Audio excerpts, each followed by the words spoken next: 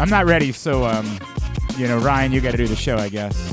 Good morning. It's Glenn Clark Radio. I'm Glenn. Griffin's here.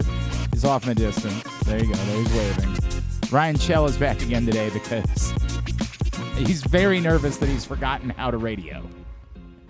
He's very, very nervous. And if you think he's nervous today, wait until tomorrow when Griffin's not here. He's going to lose his mind. We got a lot to do on the program today, but seriously, we got a lot to do today.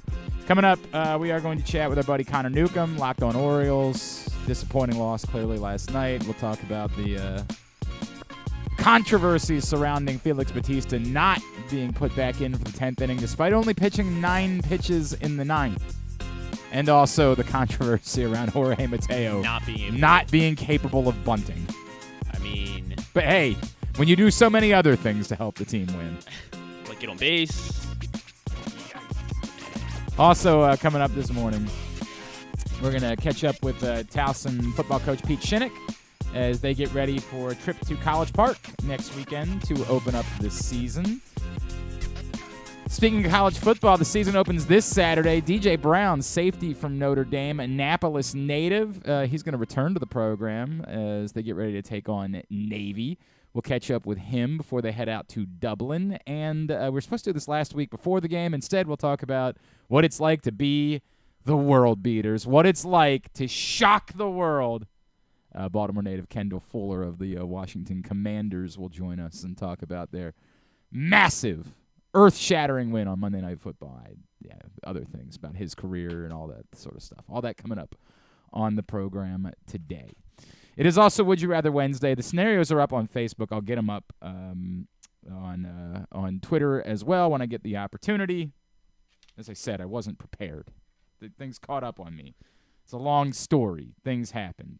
I blame Ryan mostly. That's the way that it goes. Today's show is brought to you by Superbook Sports. Right now, use the code GlennClark23. And when you do, at Superbook.com or download the Superbook app, you will receive up to $250 in a first bet match. So whatever it is you bet on, win or lose, and there's a couple of details in there about odds. You can go check that out at Superbook. Win or lose. So whether you threw everything on the Ravens winning on Monday night and you're despondent, well, no worries. You got that first bet back. If you bet on the Commanders because you thought it was time, you made all that money, and you get those free bets still. That's the way that it works. Up to $250. First bet match just by using the code GlennClark23 when you go to Superbook.com or download the Superbook app, and you make that first bet up to $250. So yeah, disappointing evening last night. I'm not going to mix words.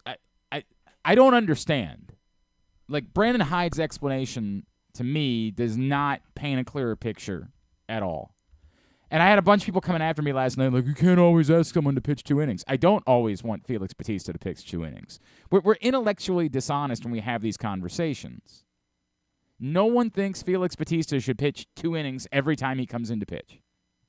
I mean, nobody that I know. I mean, if there's somebody out there, maybe there's some guy. Yell at him. I don't know who he is. Go find him. But when someone last night was suggesting, real weird that you wouldn't stick with Felix Bautista, it has nothing to do with what you want to see in any other circumstance other than last night.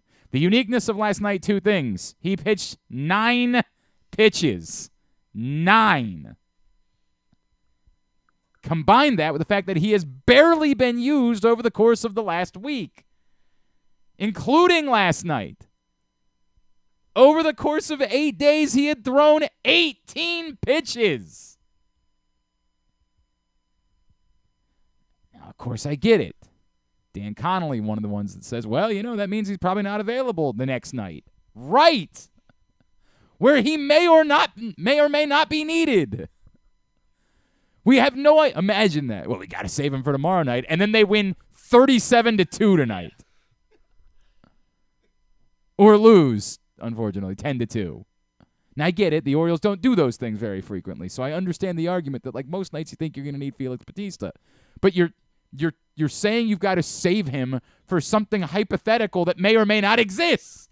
I mean, I don't want to defend it either, but I guess like the thought is potentially he could use him 3 days in a row since he was used so like he only 9 pitches last night. Yes, and if he only were to go 9 pitches, but again, right. These are all hypotheticals. Right, these are all purely hypothetical thoughts. And maybe if he pitches again tomorrow night, he'll only throw 9 pitches again. And I guess maybe, but what's the cutoff for that? At what point? What is the exact number of pitches where you say, well, now I'm willing to use him a third straight night? It's all nebulous, man, and you have no idea if you're going to need him tonight or tomorrow night. Well, with Gausman and Berrios, I guess, to tonight and tomorrow, I guess it's a thought that it will almost certainly be another close game. I understand the thought process, but you're, again... I know. And the idea that, like, winning tomorrow is more important than winning today is also bizarre. Why is tomorrow's game more important? I don't understand. Got to be Gausman, I guess. Like, what am I missing here? I would think that any of these games are equally important. It's bizarro land, man. It is. And what makes it so much worse is when he says, well, if it was on the road, I'd feel differently. Right, yeah. And, I mean, and then I'm like, what am I missing? I guess. So I go to the internet. Can anybody please explain this to me? I don't need it to be like I'm a 5-year-old, more like I'm a 15-year-old. Please, someone explain. My buddy Zach Seidel from UMBC is like, look, I've been talking to some baseball people about this, and apparently the thought process goes something like this. If you're on the road, you can't win in between. Like, you know at that point that if he comes in to pitch the bottom of the 9th, there's going to have to be a bottom of the 10th. Whereas at home, you don't know whether or not there's going to be a 10th inning because your team could win it in the 9th.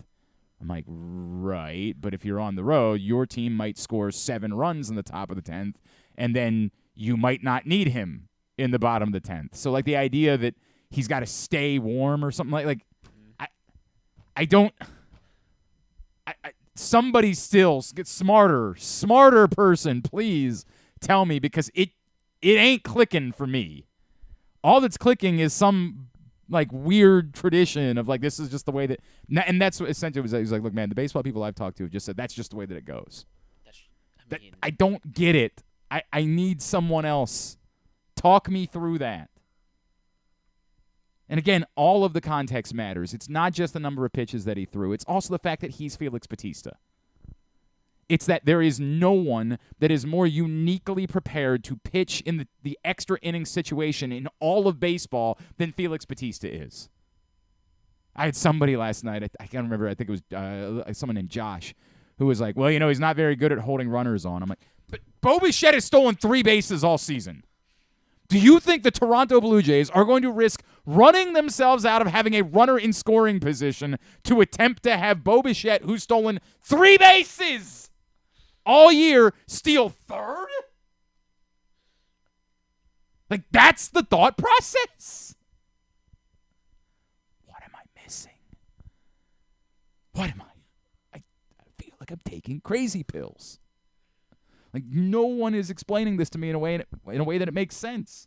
And again, I understand, like, when we say things in a broad sense, when we say things like, well, you can only have, what's up, by the way, Troy? Good morning, pal. Thank you. It's good to hear from you.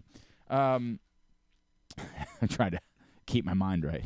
Thank you, Troy. That was helpful. He's got to do it every day now. I really need that, right? Right when I'm starting to lose it. I need Troy to say hello. That'll be good. Jesus. When you say broad things like you don't want to overuse Felix Bautista, I agree. I don't want to overuse Felix Bautista either. I don't want to throw his arm out. But you are not explaining to me why 9 pitches and 18 for the week was the point at which we declared Felix Bautista's arm to be thrown out. And again, I also understand the argument of, well, you don't want to have one game cost you 3 or something like that. Again, when you say it broadly, I don't necessarily disagree with you. But context also matters. You had already used the majority of your leverage guys last night, which, by the way, we don't trust many of those guys either. Like, I think it might be somewhat different if for some reason, and it was never going to happen, but Grayson Rodriguez had gone 8 innings, and then you put Felix Bautista in the 9th, which I assume you wouldn't have done if the game was tied in that circumstance, but let's just pretend that way, then maybe we're having a different conversation where, like, you still can go to Cano in the 10th, or you still could go to, look, Cionel Perez of late has looked pretty good in the 10th. I still wouldn't prefer any of those guys in the 10th to Felix Bautista, but we could at least, like, talk about it. Jacob Webb's been, untouchable since he arrived in Baltimore. We could at least have a conversation about the possibility of using some of those guys. But you had already done that. You were down to Mike Baumann. Context matters. It don't work for me. Because now Baumann's not really. I mean, I guess he's available tonight, but he's not gonna be able to go multiple innings. But do you want Baumann available tonight? Probably. I guess at this point, no. I got to be honest. At this point, I'm not sure why Baumann is anything other than your long man. Mm-hmm. Like, I really don't get why Baumann would be anything other than that guy at this point. Like, he's kind of proven the leverage thing is for the fleeting moments where, like, he had, what was the 10th inning? Who was the 10th inning that was so brilliant that he had? That? I don't even remember who that was against. I remember it feels like that. it was Seattle in Baltimore, maybe. Whatever it was. Or maybe it was a bad team, and that's why, like, it's pretty clear he's not that guy. Did he pitch Saturday against Oakland? No. No, right? No, because Saturday but that was a game where they used Bautista. That was exactly the example of what we're talking about. They used Bautista in the 9th, and then they scored 5 runs in the top of the 10th, and they didn't need Felix Bautista in the bottom of the 9th, in the bottom of the 10th, which can happen even when you say, well, like, now he's got to stay warmed up. Well, he stayed warmed up for what? Because he didn't pitch in the 10th inning on Saturday. Context matters, and all of that is relevant contextually. I'm not. Is it the reason why the Orioles lost last night? No. I mean, you feel it. Mike Baumann, I don't care who the pitcher is. If you're a major league pitcher, you can't hang a ball middle.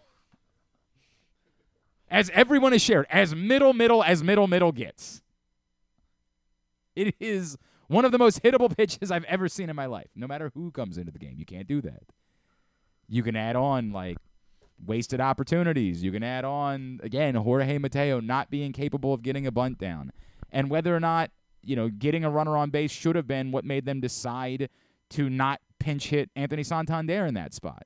We can have all of those conversations. We can do all of that. But I can't shake that doesn't excuse this. It can be both things. It can both be that Felix Bautista should have pitched the 10th and Mike Baumann can't make that pitch. It can both be that Felix Bautista shouldn't pitch the 10th and Jorge Mateo should be capable of getting a bunt down or shouldn't be on the team. It can be all of the above. It can be you left a few runners on base earlier in the game too. It can be Grayson Rodriguez wasn't great. Yes, he ultimately delivered a quality start. There's something to be said for that. That if the low end for Grayson Rodriguez's quality start, it's a hell of a thing. But we were, of course, getting a little bit carried away and thinking that Grayson Rodriguez might be the ace. He wasn't great last night. We can point out all of those things. But they're ands. None of those things excuse a bizarre decision. A very weird. Hopefully, I take that back. Hopefully, Felix Bautista isn't needed tonight. Hopefully, they win by 40 runs. Tonight and tomorrow night. But hopefully, if he's needed, he's available to pitch. They win the next 2 games, and you get to the end of the series, and Brandon Hyde can kind of shrug his shoulders and say, well, that was what we were thinking about, was that, if he had pitched, that might cost us the next 2 games, and you see we needed him for the next 2 games. Hopefully, that's the case. But I don't know. You keep thinking about how close that was from Gunnar, too, down the line in left field. My God, it was so close. So close to not having to have this conversation. Very, very frustrating. Very frustrating defeat last evening. And, of course, the Rays were winners, so they're back within 2 games in the AL East. And for as much as we're kind of writing off the Rays with all of the pitching injuries and Wander Franco, almost definitively being gone at this point. It was placed on administrative leave, and it looks like it just might be Dunsky. They've taken down all his. Yeah, I saw that yesterday. All the banners are down all around town. I mean, in fairness, as they probably should be. As much as that makes us want to write the Rays off, like, they still have other good baseball players. Like, they're not going to just stop trying. They're not just going to be like, well, it was fun, guys. Let's pack it up. Like, the Orioles still have to win baseball games. And that's the frustrating thing about last night. As Griffin mentioned, it is Kevin Gausman tonight for the Blue Jays against Jack Flaherty, and that's the next thing on the list is you have to see a better version of Jack Flaherty. Like, have to. Plain and simple, must see a better version of Jack Flaherty. And, I'm not saying that like he's going to be kicked out of the rotation or something along those lines because, again, with the innings problems that you have for other guys, you're not kicking anybody out of the rotation. But the roadmap to the Orioles doing something of substance has to involve the guys that have the innings in them giving you better innings.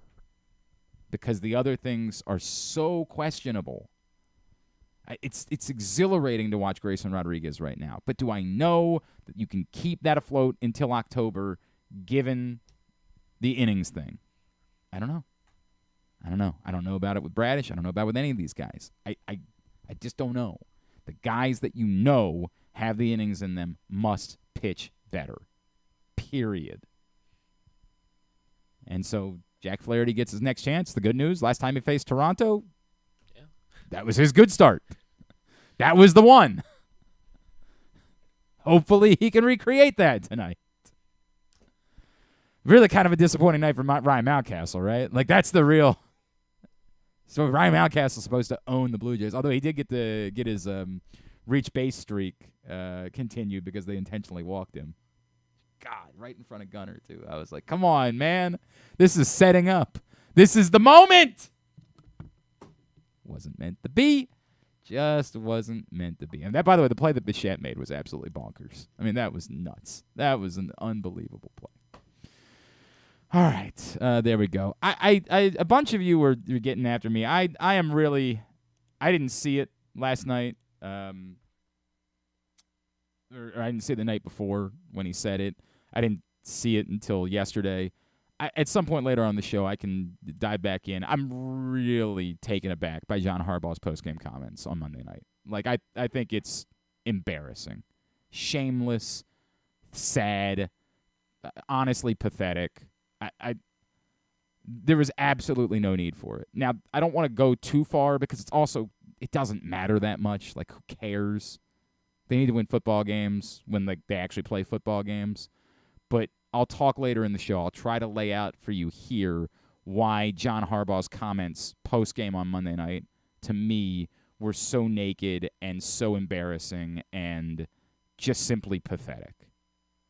Wildly pathetic.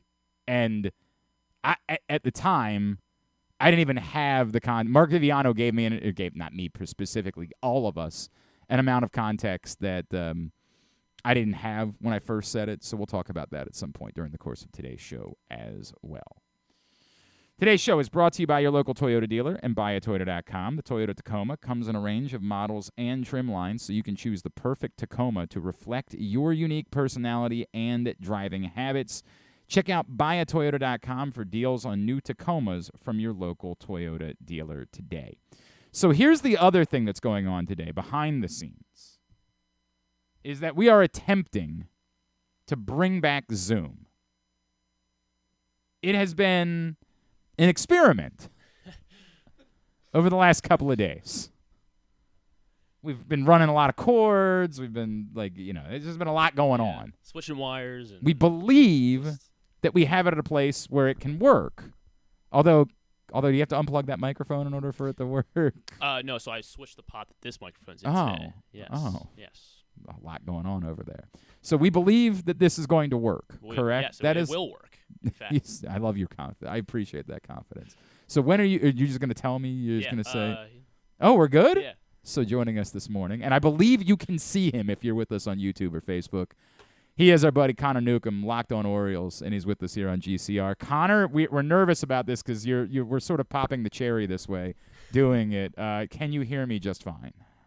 I can hear you. I can see you. It seems like people can see me. Look at this. Seems to be going well. What a good day today has proven to be. Well done, Griffin. Good work, pal. Connor, it's good to talk to you. I promised you that we would do this at a point where the Orioles weren't losing a bunch of baseball games. So, I kept my promise in that way, although last night was frustrating. I can't shake this. I get it. When we say, broad things like, well, you don't want to throw Felix Bautista's arm off or something like that, we all are in agreement. Nobody's debating that. I had 6 different people say to me last night, well, you can't expect a guy to throw 2 innings every time. No one thinks that's how they should use Felix Bautista. But I've got to have somebody explain to me why 9 pitches in one game and 18 pitches over the course of the week meant Felix Bautista couldn't go back out for a 10th inning. Yeah, I think this one was probably sticking to the overall game plan a little too firmly. It's been brought up that Felix has not pitched in a spot like this at all since the Orioles called him up. He has not pitched in a spot where at home, tie game, he pitches the 9th to keep it tied. He has never come back and pitched the 10th in a tie game at home. Now, he's done it on the road when the Orioles have the lead. I kind of get the thinking. It's like, okay, if we're going to use him for 2 innings and burn him for the next day, we got to know that him getting 6 outs means we win. And at home, of course, it doesn't mean that. The Orioles could always not score in the 10th, go to the 11th. You got to go to Bauman anyway. Now, that makes sense if Felix throws 15, 20 pitches in the 9th. He threw 9. He could have theoretically thrown 15 more and still been fine for tonight. And the Orioles could have won that game. It is what it is. Again, he's never thrown an outing like that, and he still hasn't. I think that's like an overall plan of how we're going to keep him fresh. It bit him last night. It really did. I keep hearing people talk to me about that, the road versus home thing, and I don't get that. I don't get the idea. I hear what you're saying. So what you're saying is if in the other scenario, if you're on the road and the Orioles don't score a run in the 10th inning, then they don't put Felix Bautista back out for the bottom of the 10th? I do think that's how it's worked. I don't think the O's have had a scenario this year where Felix has pitched bottom 9 in a tie game on the road and they haven't taken the lead. Because what Brandon Hyde does is he knows Felix is such a strikeout artist that he plays for the 1 run in the top of the 10th. Right. He says, we can just get the 1. Right. Even though we get the zombie runner, if we can just get the 1, Felix will strike out the side and we will win the game. And so I don't think there's even been a spot this year where he's had to make that decision. But I think if we, when the O's go on the road in a couple weeks, like maybe in say Arizona, if that spot comes up and they don't score in the top of the 10th, I would definitely be expecting to see a different reliever come out. The bottom of the 10th. I think it kind of goes both ways.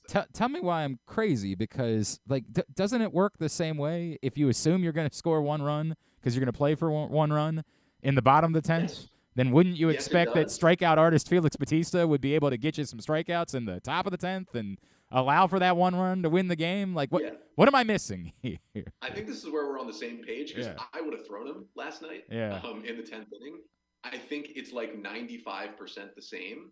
And I think the only thought is essentially, okay, you throw Felix Bautista 2 innings, he's not available the next night, right? Right. And sometimes he's not available for 2 nights, depending on how many pitches he throws. Mm-hmm. I think the thought is if we're going to throw him 2 innings, we need to be absolutely certain that we will win the game if we throw him 2 innings. Now, you can't be 100% certain, but I think that's just the one thing that makes it different is, the Blue Jays, for example, they saved Jordan Romano for the 10th. Correct. So even if Felix throws a scoreless top of the 10th, I mean, Romano's filthy. And so, maybe you don't score there and then you go to Bauman in the 11th. That could have been something that had to do with it. It's kind of silly when you play it out. Like, you're right. Like, it kind of feels silly, like, just go and win the game. I think I'm trying to assess why more so than defend it. Right. At this point. Right. I get it. No, I get it. Yeah, I think there's a reason why. I don't agree with it, but it is what it is. I mean, at least he pitched, but the 9 pitches thing. I think if he throws 20 pitches in the 9th, we're not having this conversation. But the fact that he threw 9, I think the Orioles stuck to the game plan a little too firmly and didn't change when he only threw 9 pitches. Okay. I mean, like that. I can understand that. I just can't defend it. Exactly right. That's exactly where we are. Yeah. I can listen to the thought process and say that's totally possible that was going on, but I can't say that I'm okay with it whatsoever. And again, this separates from all of the other blanket statements, like, well, you don't want to throw Felix Bautista's arm off. Of course. You don't want him to throw to it. Of course. We are all in agreement about all of the broad statements. It's that last night and the uniqueness of that circumstance. And it's always the thing I go back to where you're trying to, like, well, you got to save him for the next night. Well, you have no idea what's going to happen the next night. Like, you have no clue. I think somebody brought this up about the Phillies series where, like, you can't put him in there because you need to have him available tomorrow. Well, you might not need him tomorrow. Like, there have been weeks where he has been barely used. I just don't know. I can't operate around, well, you're definitely going to need him the next 2 nights. I don't know that. I get it. The Orioles play a lot of close games, so there's a fair assumption to be made that he's going to be needed most days, but I can't operate that way. Yeah, I think a lot of it is just like hey, if we're going to throw him 2 innings, I think here's their game plan. If we're going to throw Felix a second inning, we want that second inning to be closing out a game, no matter what, and closing out a win. I think that's how they see it, because like, we want to know if we're going to burn him for tomorrow and potentially the next day, we need to know we're getting a win. And I think the difference is, in a spot like last night, even if Felix comes out there and strikes out the side in the 10th inning, no guarantee of an Orioles win. Sure. So I think that's where the difference is. Again, I would have thrown him. Now, I would have thrown him because he threw 9 pitches. I wouldn't have just thrown him out there. Right, 100%. If there was any pitch count. Right. Specifically because it was 9 pitches, I would have thrown him. And it's a game plan thing. And I will say, Glenn, like, if that happened in a wild card series game, like, he's throwing the 10th inning. I get that. I think it's also a workload thing. I guess the next question becomes, like, if this is your philosophy, then should he have pitched the 9th inning, right? Like, like, I'm going to lay every layer of this together. There's no guarantee that you're going to win if he pitches in the 9th. Should you be saving him for the potential, like, at the bottom of the Blue Jays order coming up there in the 9th, should you be using someone else there with no runner on second base and keeping that bullet in your gun, knowing that if you end up losing, you don't fire it, you still have Felix Bautista for the next couple of nights? I think that conversation is actually more interesting than the first one, because the first one at least has an answer of, like, this is just the Orioles' philosophy, whether you like it or not. This is kind of what they're doing this year.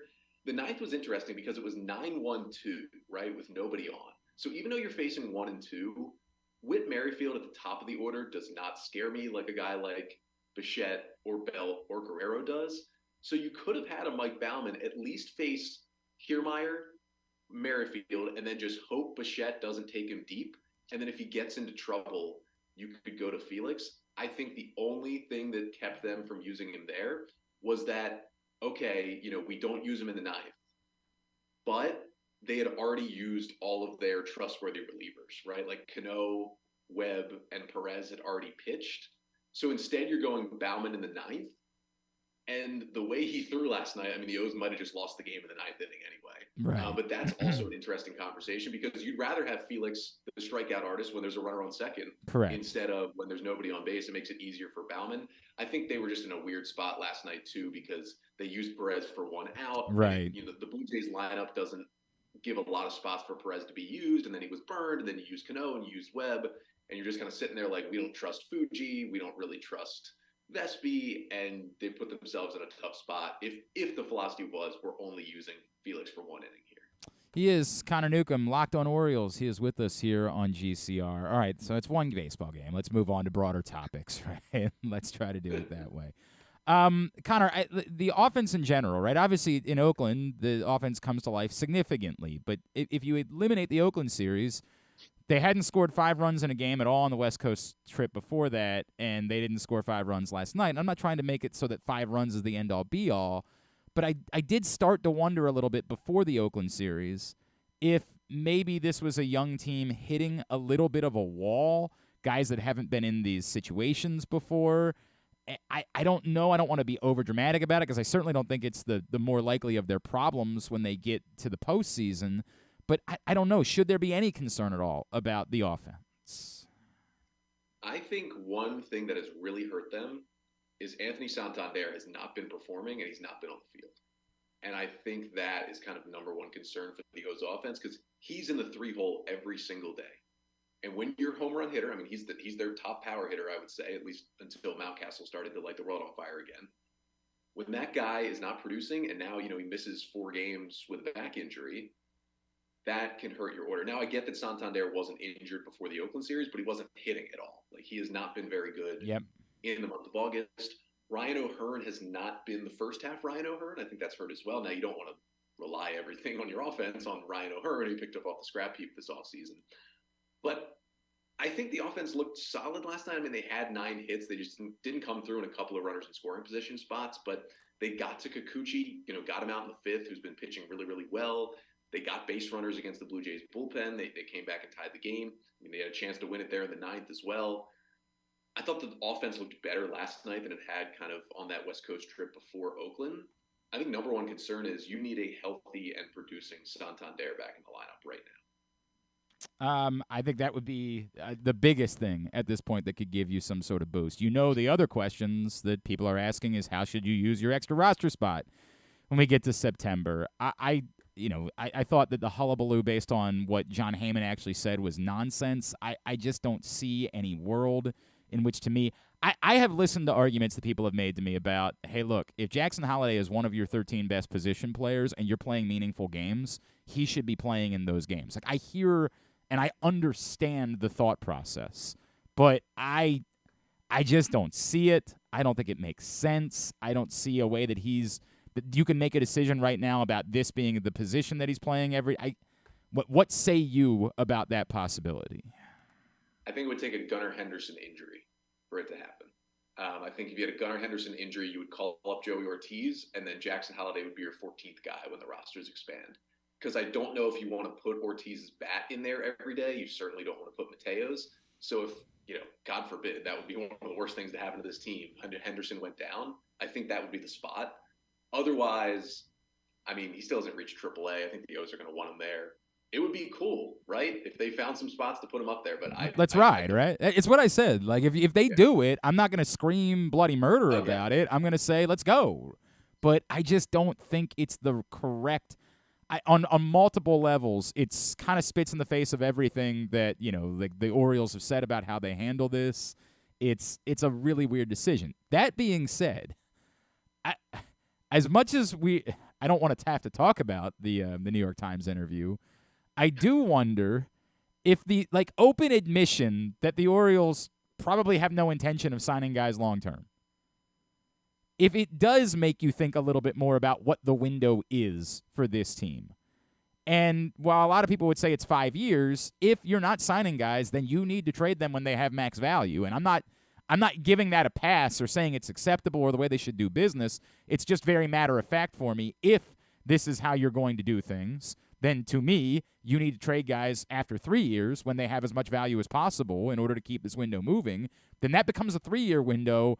And suddenly, I don't know, maybe that does make me think a little bit more about whether or not you need to try to maximize this as much as possible and consider something extreme. I'm not saying I'm giving it a thumbs up, but I do think it's a factor for me.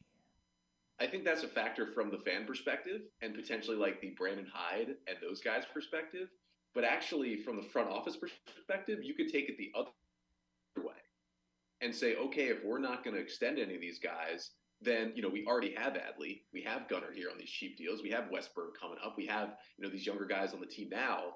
Let's delay Holiday as long as we can. So his 7-year clock starts, close to when they're thinking about trading these other guys to get peak value. So that's the flip bad side part of this argument is that part from John Angelo's maybe delays Holiday's promotion. You're thinking about spreading it out more and having more. I don't know, man. Hey, we're not going to re-sign anyone. So let's wait for Holiday until 2025 so we can get 7 years out of him and have him for a good amount when we trade Gunnar and Adley. What's a sad conversation for us to be having. God, it's such a sad conversation, man. Oh, it's brutal. It's just utterly and completely brutal. I'm trying to do my best to kind of block all that out and not think about it in the moment. Would you bring up Kjerstad? I would. I'm torn on whether he will be the extra man, the 14th man. I think right now it'll be Cowser getting another shot just because they've already brought him up and he's more defensively versatile, at least a better outfielder than Heston Kjerstad is. the one thing that would make me bring up Kerstad is if Ryan O'Hearn really fell into a slump. I think you would need that kind of power-hitting left-handed bat who gets himself on base. O'Hearn's not slumping per se yet, but he's certainly not producing like he was. Right, but if you add that in with Santander, right? If Santander doesn't snap out of this, that's true. Yeah. Right? Like I don't think I don't think Mountcastle can be expected to carry the load forever. Although I don't know, maybe he can. It's been a hell of a month. Right? Like because it was my thought too. Is like where are the at bats coming from? Well, right now I don't. How many guys definitively have to be getting at bats in this moment? Adley, Gunnar, Santander, you would hope. I hope. Yeah, you would hope. And Cedric Mullins, you would hope. That's right. Kind of where we're at. And more so, Cedric Mullins has to be playing center field every day. So, like, yes. Because of that, he has to be getting at bats. Because I get it, like, the offense has been, unfortunately, from where he was at the beginning of the season, it has not been right either time that he's returned. But, he's still, you have to have him in center field. You have to. You don't have a choice. He's got to be playing center field because of what he offers there.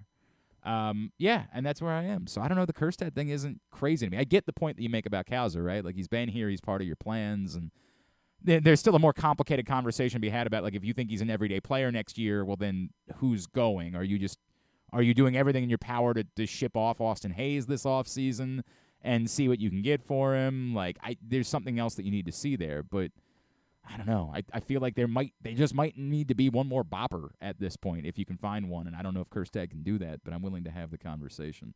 I guess when we started talking, I did not see that Jack Flaherty is not pitching tonight. Dean Kramer instead is going to get the start this evening, and they now have Thursday listed as TBA. So I don't know what's going on there. I've been saying it a lot, Connor. Like it's a bigger concern now about what's going on with Jack Flaherty, but every time Kyle Bradish or Grayson Rodriguez pitches well, I'm very excited. But I'm very excited. Like the macro versus micro is very difficult for me because I keep coming back to I don't know if these guys are going to be able to withstand all of this and still be pitching brilliantly into October given what their limits are. And the guys that are mercenaries, the guys that we know have the innings in them, have been getting their asses kicked of late. And that, as while it doesn't matter long-term for the Orioles, to me, like anything that they could accomplish this season, it feels to me like it has to involve significantly better stuff from both Gibson and Flaherty because they're the guys that I know, and I said that not knowing what's going on right now with Flaherty, but they're the guys that otherwise I know have the innings in them for October. Yeah, you kind of have to lean on those guys, right? And I think, Glenn, like who could be the saving grace, honestly, is Cole Irvin. Because you can lean on him for innings. That's fair. Too.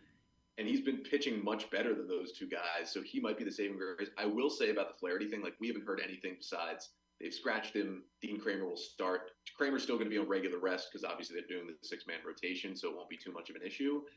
When you make that decision the day of, there's not a lot of times where it's not either an injury or some sort of situation where he has to be away from the team. Yep. So that's not like you know what, let's give him an extra day. They would have decided that on Sunday or Monday. We're giving him an extra day. So that's a little concerning. Not that he's been amazing, but again, he's a guy who's thrown innings. He's a guy who's pitched in the playoffs. I would like to have him down the stretch in this rotation. So that's certainly something to monitor. But yeah, I mean, Cole Irvin might be the guy who has to, after all the turmoil of his season, kind of save this team down the stretch and save this rotation. That's what a weird world. But you're right. I mean, it's certainly going to be a difference if he can continue to pitch well. All right, man. You want to remind everybody about Locked On Orioles? Yeah, Locked On Orioles podcast. Get it wherever you get your pods. We're also on YouTube. We are 5 days a week. As long as John Angelos doesn't try to shut the whole thing down, we will continue producing Orioles content. All right, buddy. Remind me, what about on Twitter? Where they can follow you and the podcast? At Locked On Orioles on Twitter, at Connor Newcomb _ on Twitter as well. Again, until John Angelos tries to get me off the internet. Thank you, Connor. Appreciate it, man. Let's do it again, all right? Thank you. It's Connor Newcomb with us via Zoom. You could see his beautiful I couldn't. I don't have that option of seeing his beautiful face, but the rest of you, if you're watching this on Facebook or YouTube, will be able to see his beautiful face, and we are imploring Griffin to have more Zoom guests moving forward so that we will have more video interaction and there'll be more reason for you to watch the program if you would be so inclined. I should have had like Connor do a dance or something like that so that Of course, again, I couldn't. We got to figure out a way so I can see it. A monitor, I guess, or something. We could put it up on that, couldn't we? Is there a way to just play YouTube out Yeah, right? We could probably do that. We could do that. Although it wouldn't be a delay. It wouldn't, yeah, that's the problem. It wouldn't really work. Could I also be on the Zoom call? Could I? Yeah. I could do that, right? I think so, yeah. Like, just so I could watch. I could also set up a, like an iPad right here. Yeah. And I could also be on the Zoom call at that point. Probably have to do another account. We're right. Yeah. But we can do that. I think so, yeah. We're just going to continue. We're looking to continue improving this is the point. We're going to look to continue to get it back. It took us way too long to bring it back and reintroduce it to the program, but I'm glad it's back. All right, when we come back in, we will dive into Would You Rather Wednesday as the scenarios are up at Glenn Clark Radio on Twitter, facebook.com/Glenn Clark Radio for you to check them out and get your responses in. Somebody's going to win a T-shirt of their choice from Birdland Sports. We'll dive into it next. It's Glenn Clark Radio. You feel that? That's the sound of football coming back, and now's the time to place your preseason bets with Superbook Sports. Superbook is the most trusted name in Vegas, and now you can use my promo code GlennClark23 to score up to $250 with their first bet bonus. Win or lose, they'll match your first bet up to $250 with the promo code GlennClark23. All one word, no spaces, 2 N's in Glenn. Don't miss out this football season. Win some money with Superbook Sports and that promo code GlennClark23. Visit superbook.com for terms and conditions. Gambling problem? Call 1-800-GAMBLER. It's another exciting weekend of affordable family fun at Prince George's Stadium with the Bowie Bay Sox. Last weekend of the regular season kicks off on Friday the 8th with Adley Rutschman Night. Mystery Adley Rutschman giveaway items for the first 750 fans. Fireworks on Saturday with the return of our 1K beer run. See how fast you can complete the race while getting 3 beers down. And our Birdland celebration on Sunday. Free autograph items for the first 1,000 fans. Get your tickets now by calling 301-805-6000 or anytime online at baysox.com. The Bowie Bay Sox. Let us be your 9-inning vacation. I'm Michael Jangrandy, president of AJ Michaels, your carrier energy expert for 44 years. Save money, energy, and make your home more comfortable and virus-free. Find us at ajmichaels.com. That's ajmichaels.com. The Maryland 5-Star returns to iconic Fair Hill October 19th to 22nd, marking the next chapter in Maryland's equestrian tradition. Best described as the triathlon of horse eventing, you won't want to miss this thrilling sport. Enjoy a fall festival with local fare, retail vendors, and tons of family fun. Come for the event and stay for the experience in Cecil County, home to the Chesapeake Bay waterfront with vibrant small towns and accommodations to suit every desire. It's the place to be in October. Visit Maryland5star.us for tickets. That first sip. That first bite.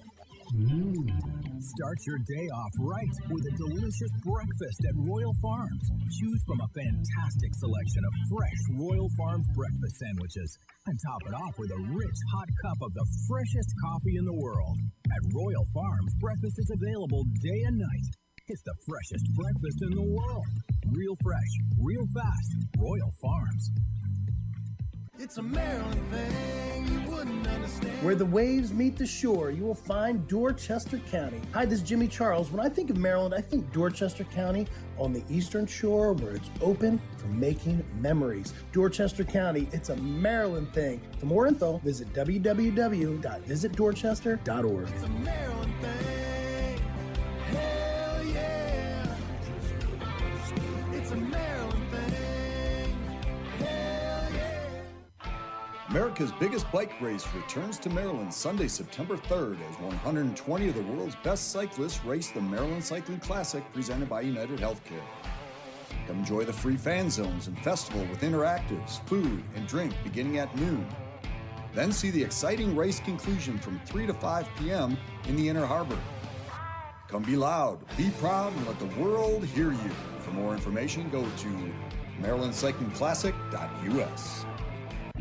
Whether your focus is luxury and comfort, convenience and technologically advanced connectivity, or sporty performance and aggressive styling, we've got the perfect Highlander for you. Check out buyatoyota.com for deals on new Highlanders from your local Toyota dealer today. If you miss anything on the show, don't forget that you can watch full episodes at youtube.com/pressbox online, and you can download podcasts on Apple, iTunes, Amazon, and Grindr. Wait, did I say Grindr? I don't think that you would find it on Grindr. Not that I know it's on Grindr or anything, I swear. second thought, you know what? I don't care what you think. Here's Glenn. All right, let's get into Would You Rather. Oh, you know what? We actually have to deal with something. Can you call Andrew Steck on your cell phone, please, really quickly, and see if he picks up? I think he's probably at work, so it's not going to work, but we need to deal with this. For those that don't know, our annual picks contest returns tomorrow. We make our first picks of the season. Very simple. We're going to pick. There's 3 college football games this weekend that involve power, whatever you want to call it now, Power 4, Power 5 conference teams. And we wouldn't be picking this week if Navy wasn't involved. Like if Navy wasn't playing Notre Dame this week, we'd just skip week 0 and we'd start next week. But because Navy is playing this week, we're going to use this week. So we had to move things along a little bit quicker and get everything nailed down to do picks. So we've got, I laid it out yesterday, although I might be adding one small thing. There was some controversy when I reached out to our friend Tim in Bel Air. I said, how would you feel about preparing tripe and blood sausage for next year's loser? He responds, sure, because of course he does, because Tim in Bel Air, he's the best. I love Tim. I can't even explain it. Then he follows up, although both are tasty. And I say, what? What? Oh. Really, though? Can you think of a grosser Irish dish? He says, haggis. I said, I thought haggis was Scottish. He says, it is. What's the Irish angle? So then I explained to him the Dublin thing and the Alex Collins thing. Sinead O'Connor passed away, the whole thing. And then I said, well, if you want, we could make it an Irish-Scottish combination. So we could just, if we just don't, we could just add haggis to the list if he feels like preparing haggis as well. And I'm okay with that. And since everybody already said they were in, I'm kind of not opposed to just doing it. So I might make that. I might let you talk to Tim and just definitively, does he, if for fun he wants to make haggis too, then we add haggis to the list. Okay. All right? But get that answer from him. That's a him question. Glenn just says, do you want for fun to also prepare haggis? Because what he said later was, looking at the way Irish prepare tripe, it will not be good and will smell like a wet dog. Oh, God. Winner! That's what we're looking for. That's why we really need. And their version of blood sausage is apparently more gelatinous. I got this, he says. So he is suggesting that we would be okay. It would be plenty gross if we just do tripe and blood sausage because the preparation will be grosser and not as tasty as he claims. And, dude, he's tried everything. Yeah. Like, he's a weirdo like that. Like, when I suggested we were going to do bull balls, he was like, dude, I've always wanted to do bull balls. What's wrong with you? What's wrong with you? But talk to him today. Why doesn't he play, Tim? Tim? Yeah. Not because we need him to be the neutral. We need... Okay. Because if he lost, then what's he going to do? Like, prepare delicious tripe? Right. Okay, fair. That's fair. We need the neutral party. He almost sense. becomes like the referee in these situations. And he's going to try it anyway, so yeah. Correct, right? Like, so we kind of need Tim for those reasons. Fair. It's fair. But follow up with him. Say, just say, Glenn wants to know if you want to make haggis, if that's something that he would want to make. Because if he does, then the hell with it. We're doing an Irish and Scottish thing, and just deal with it. That's what it's going to be. So I sent it out to all the boys yesterday, right? Brian Powell quit this years ago. I don't know why. I've never gotten an answer to why he quit our picks league. He just I got to the point where I didn't want to talk to him about it anymore. Like when I said why, he just was like, "No, F you." And I was like, all right, Brian. As long as he continues to contribute to our charitable I don't care. I'm not going to fight him about it. It's what it is. How do you spell haddish? Or haggis. Haggis. That was way Thanks off. for preparing Tiffany Haddish. Yeah, I was way off. You're going to bring in a lovely comedian to hang out with us. What a punishment that will be. Haggis. Haggis. Okay, got it. Because if he wants to, if he was like excited about the idea of preparing haggis, then like we'll do all 3. Like we'll just make it a nice big Irish-Scottish breakfast that day. So I included it. I just asked him if he wanted back in. No. But everybody else, all the other boys, Paul Valley, host of the Bat Around, back in the fold. Barely involved with this show, but back in the fold. He does host here on Saturdays. Love Paul. Handsome man, too, so he's got that going for him. Kyle Ottenheimer, back in. Said, no problem. He wants me to tell him that he's prettier than Griffin. It's a weird thing. You're not calling him handsome like Paul. Shows up. Well, Paul's a special type of handsome.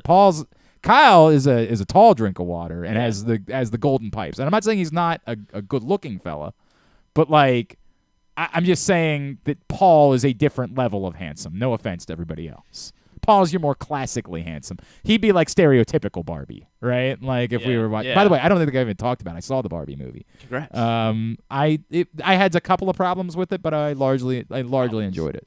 Well, I mean, there's some continuity issues there, like the big. I'm like the way that all the Kens come together and sing the song, and it just that should have been later.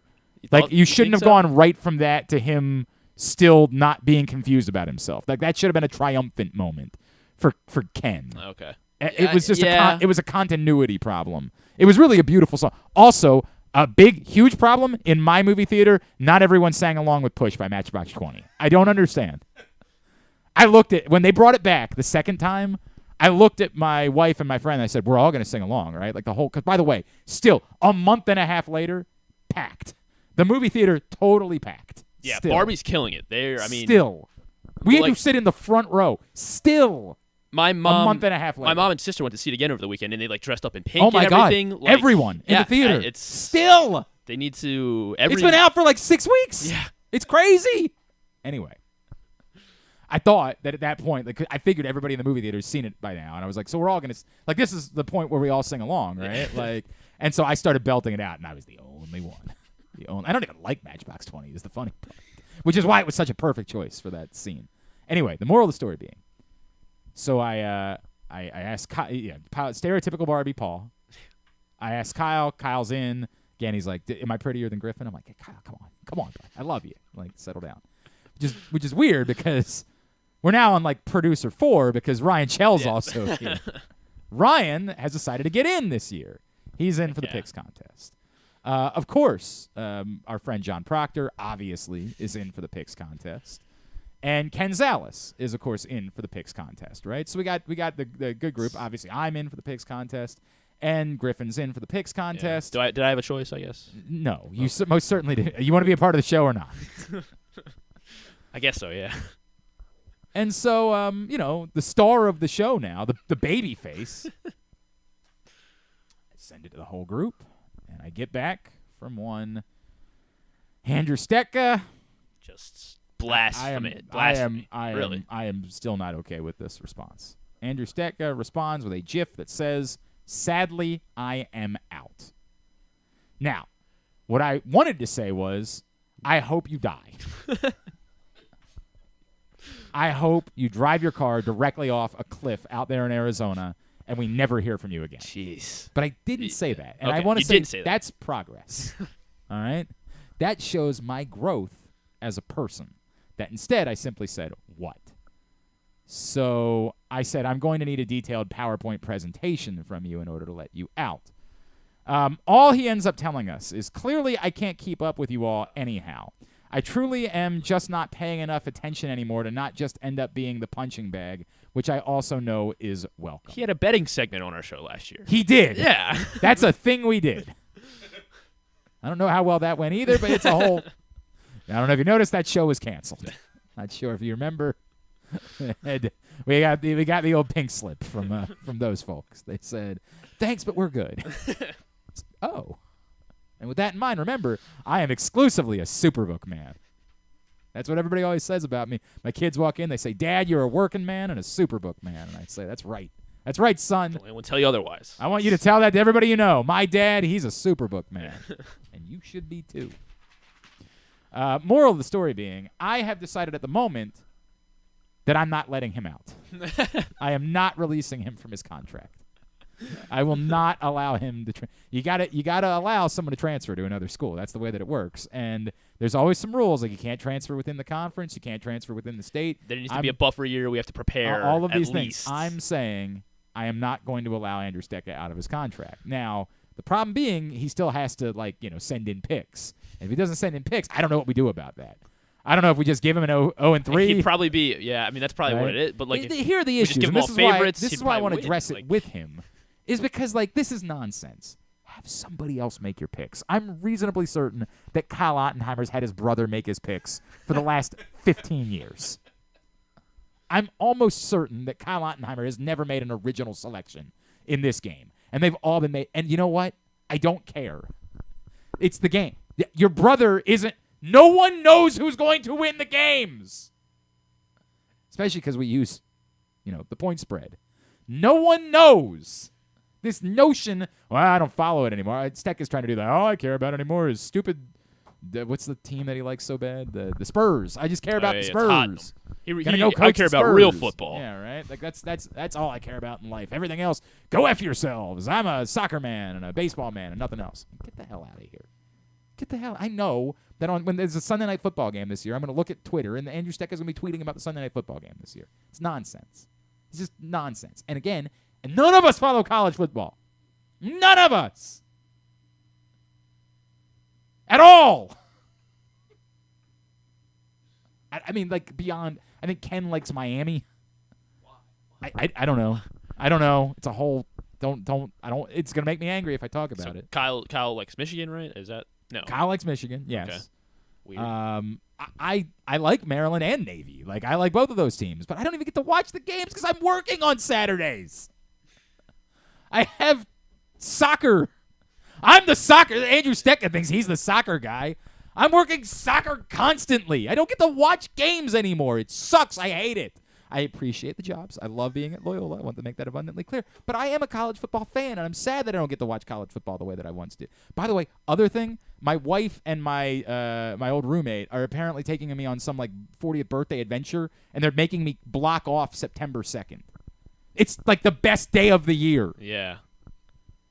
I don't have a game that day. I could be sitting around watching college football and the U.S. Open, and God bless them, they'll probably do something very nice. I don't know what it'll be, but, I don't know how to say to them, not that day. Maybe they're taking you to college game day. Where would it be that week? In Alabama, in Charlotte, I think. Is it for the opening? I don't think that's where they're taking me. I guarantee. My wife and my old roommate have no idea what any of that is. They're not taking you to Tuscaloosa? They don't know what any of that means. Not a chance. They couldn't. And there's no clue, because the magic part would be, what I would really want is to go to New York. That would be the bit, right? They could call my other best friend. We could all go watch 10. There's zero chance. No chance. Well, we can hold out some hope. And again, I'm sure whatever they do will be very nice. I'm sure it'll be very thoughtful, the whole thing. I'm trying not to be that guy. I'm trying not to. Because I just didn't know how to say that to them. I was like, that's not the day. They presented it to me don't do anything on the second. I'm like, the thing about the second is it's one of the best days of the year. It is good. Okay, thank you. Thank you. I appreciate it. Can somebody else text them? Could somebody else send my wife a text hey, I don't know if you planned anything, but Glenn, is a huge tennis fan. And if you're going to make him block off that day.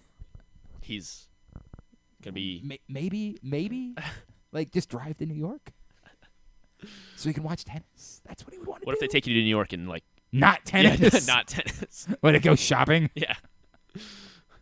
They take you to, the Fordham football game or something. Here's the Holland Tunnel. Yeah. Ryan, you've never done anything for me. You've never done anything for me. This is true. Are you going to get a great guest for tomorrow's show?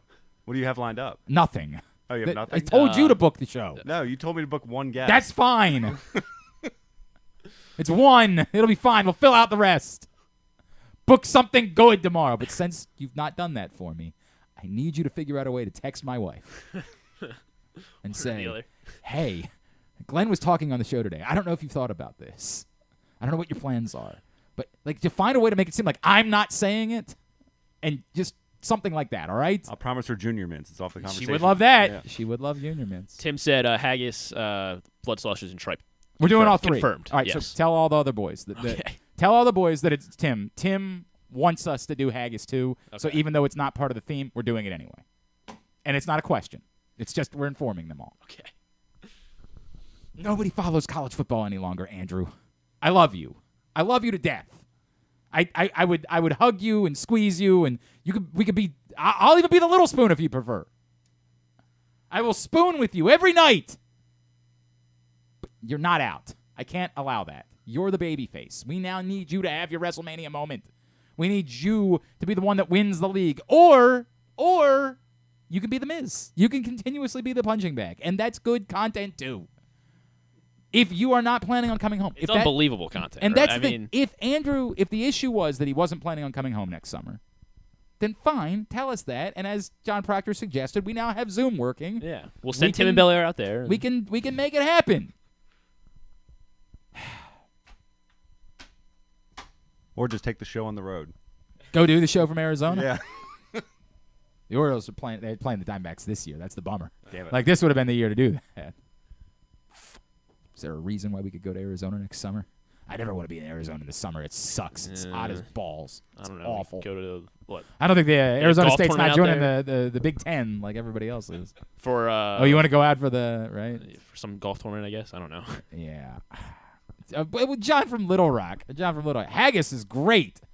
Of course it is. Bet it isn't. John, I love you too. John, do you want in on picks? John's somebody that should have been on it. Why is John never? But he actually follows college football. So he's going to destroy us. He's an SEC country. He's gonna right? hustle all of us. Because he actually kind of knows, and he's always getting on us about our college football. I can't believe picks. you picked. He always does. John, do you want in the league? You've never. Why has John never been in? Well, I don't know. John normally comes home, right? Doesn't he? Yeah, he comes home. He came home last year over Thanksgiving, right? Was that what that was? He was here. I remember him being here. He was home, I think, a couple of times because I did go out. He came in studio. We went out to Glory Days. John, you want in the league? We want you in the league. We'd like to have you join, but it's not letting Andrew Steck out. We're not doing that. That part. So he's going to beat us. Plus, even if he somehow loses, he'd enjoy the punishment. Yeah, he's like, he did say tripe is rough. I said, all right. Now we're talking. He's human. This is what we're looking forward to. Plus, yesterday when you offered the spot in the league to me, you basically were like, "Oh yeah, Stetka's going to lose," and then literally an hour later, I find out that Stetka's I just said I'm not letting Stetka out of the league. I have not signed his release. That is not. I am not granting him his waiver. I'm not doing that until he presents a legitimate argument. If there's something legitimate, I get it. I let Brian out of the league way too easily. Fine, that's on me. But Andrew learn from your mistake. Andrew needs to present something legitimate about why it is. I don't have $25. I mean, that's a different conversation. I'd even front him the money.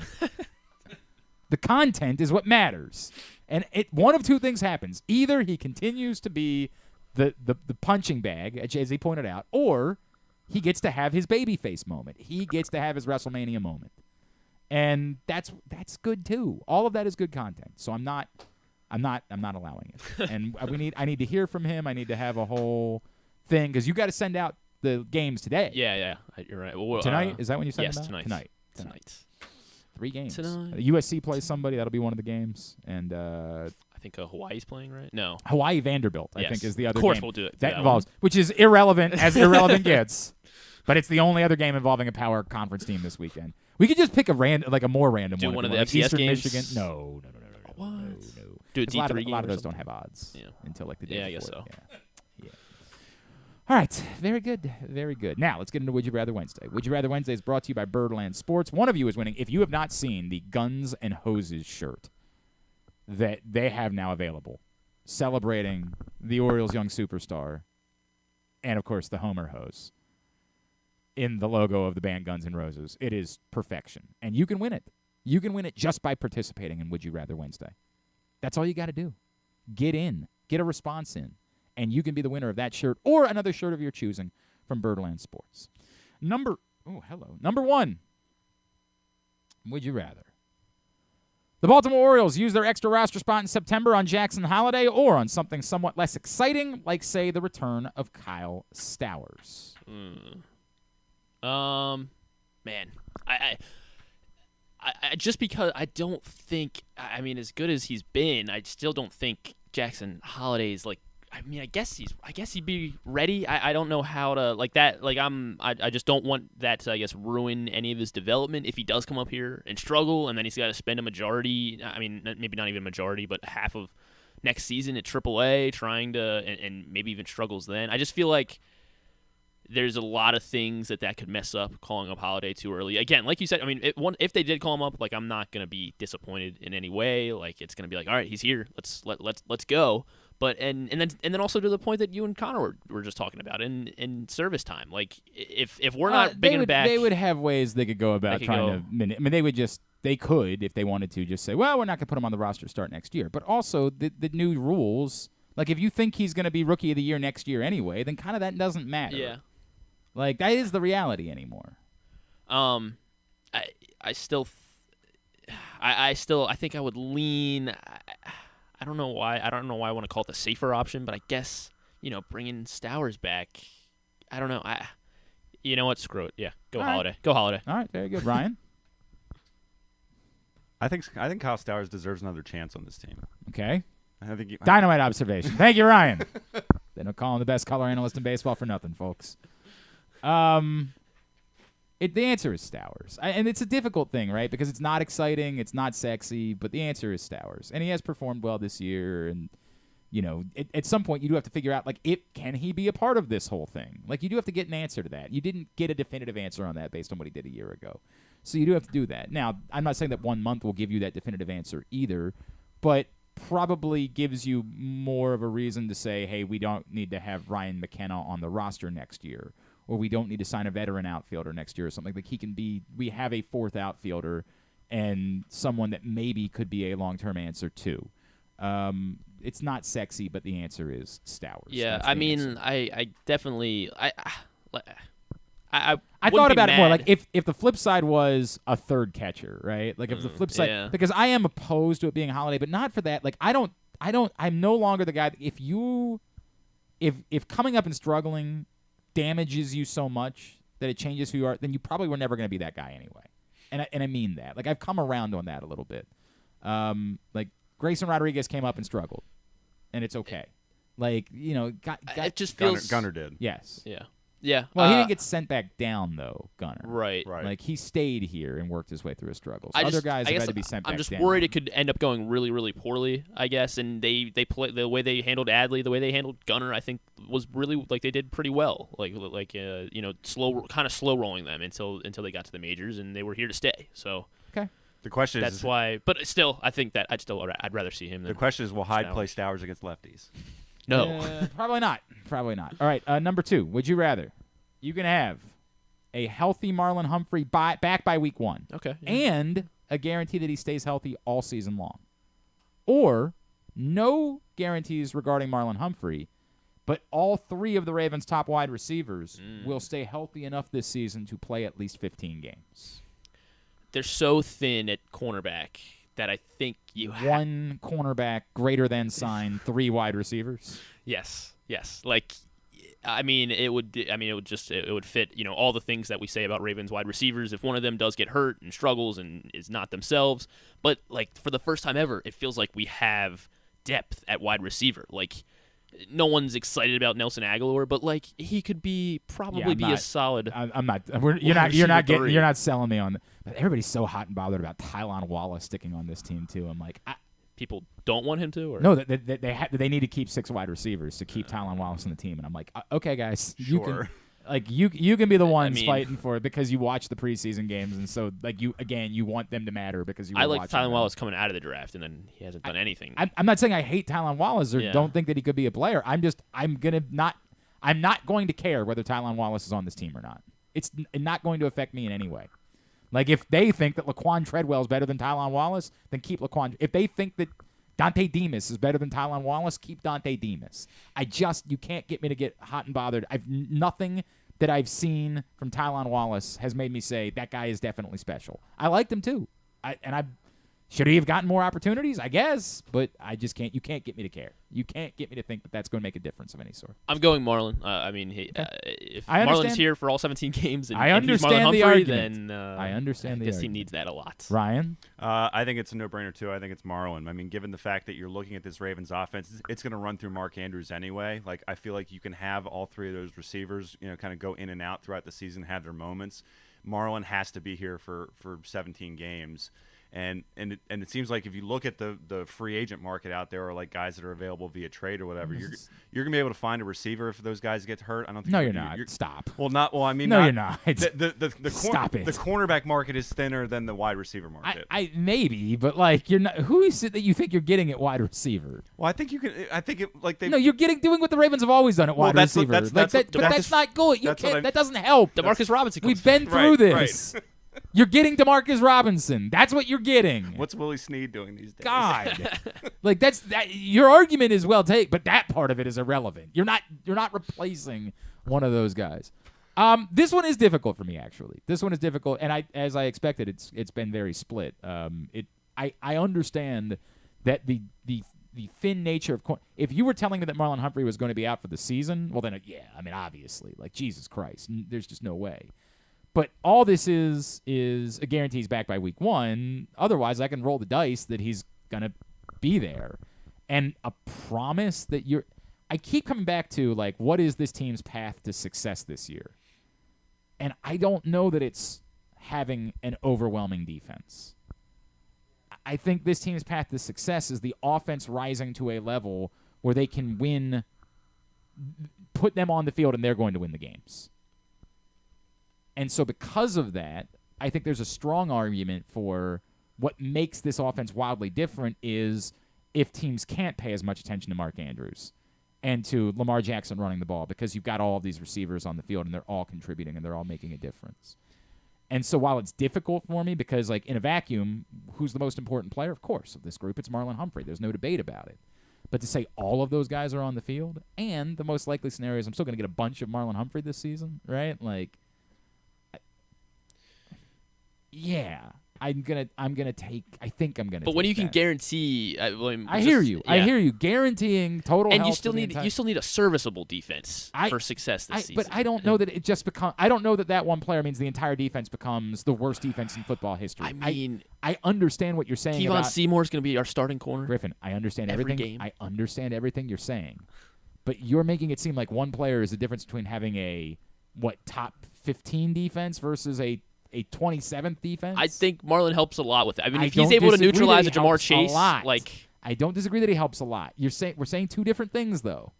Like just look at the rest of the division too, with their passing games. Right, and I don't know that you're going to be able to beat that with one cornerback. I think the way that you're going to beat that is by you're not going to beat it with zero cornerbacks.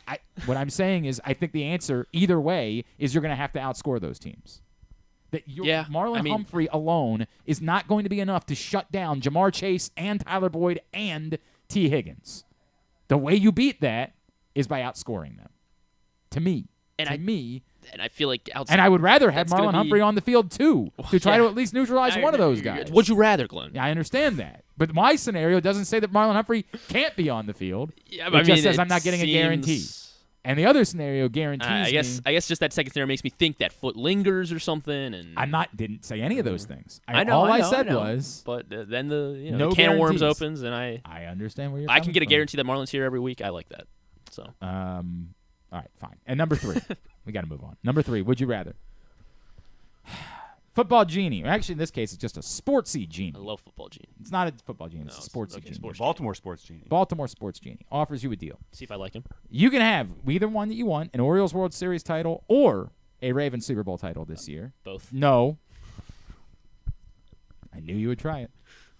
If you drink a Will Levis-style coffee and mayo, it would have to be Hellman's now because he's got that deal with Hellman's.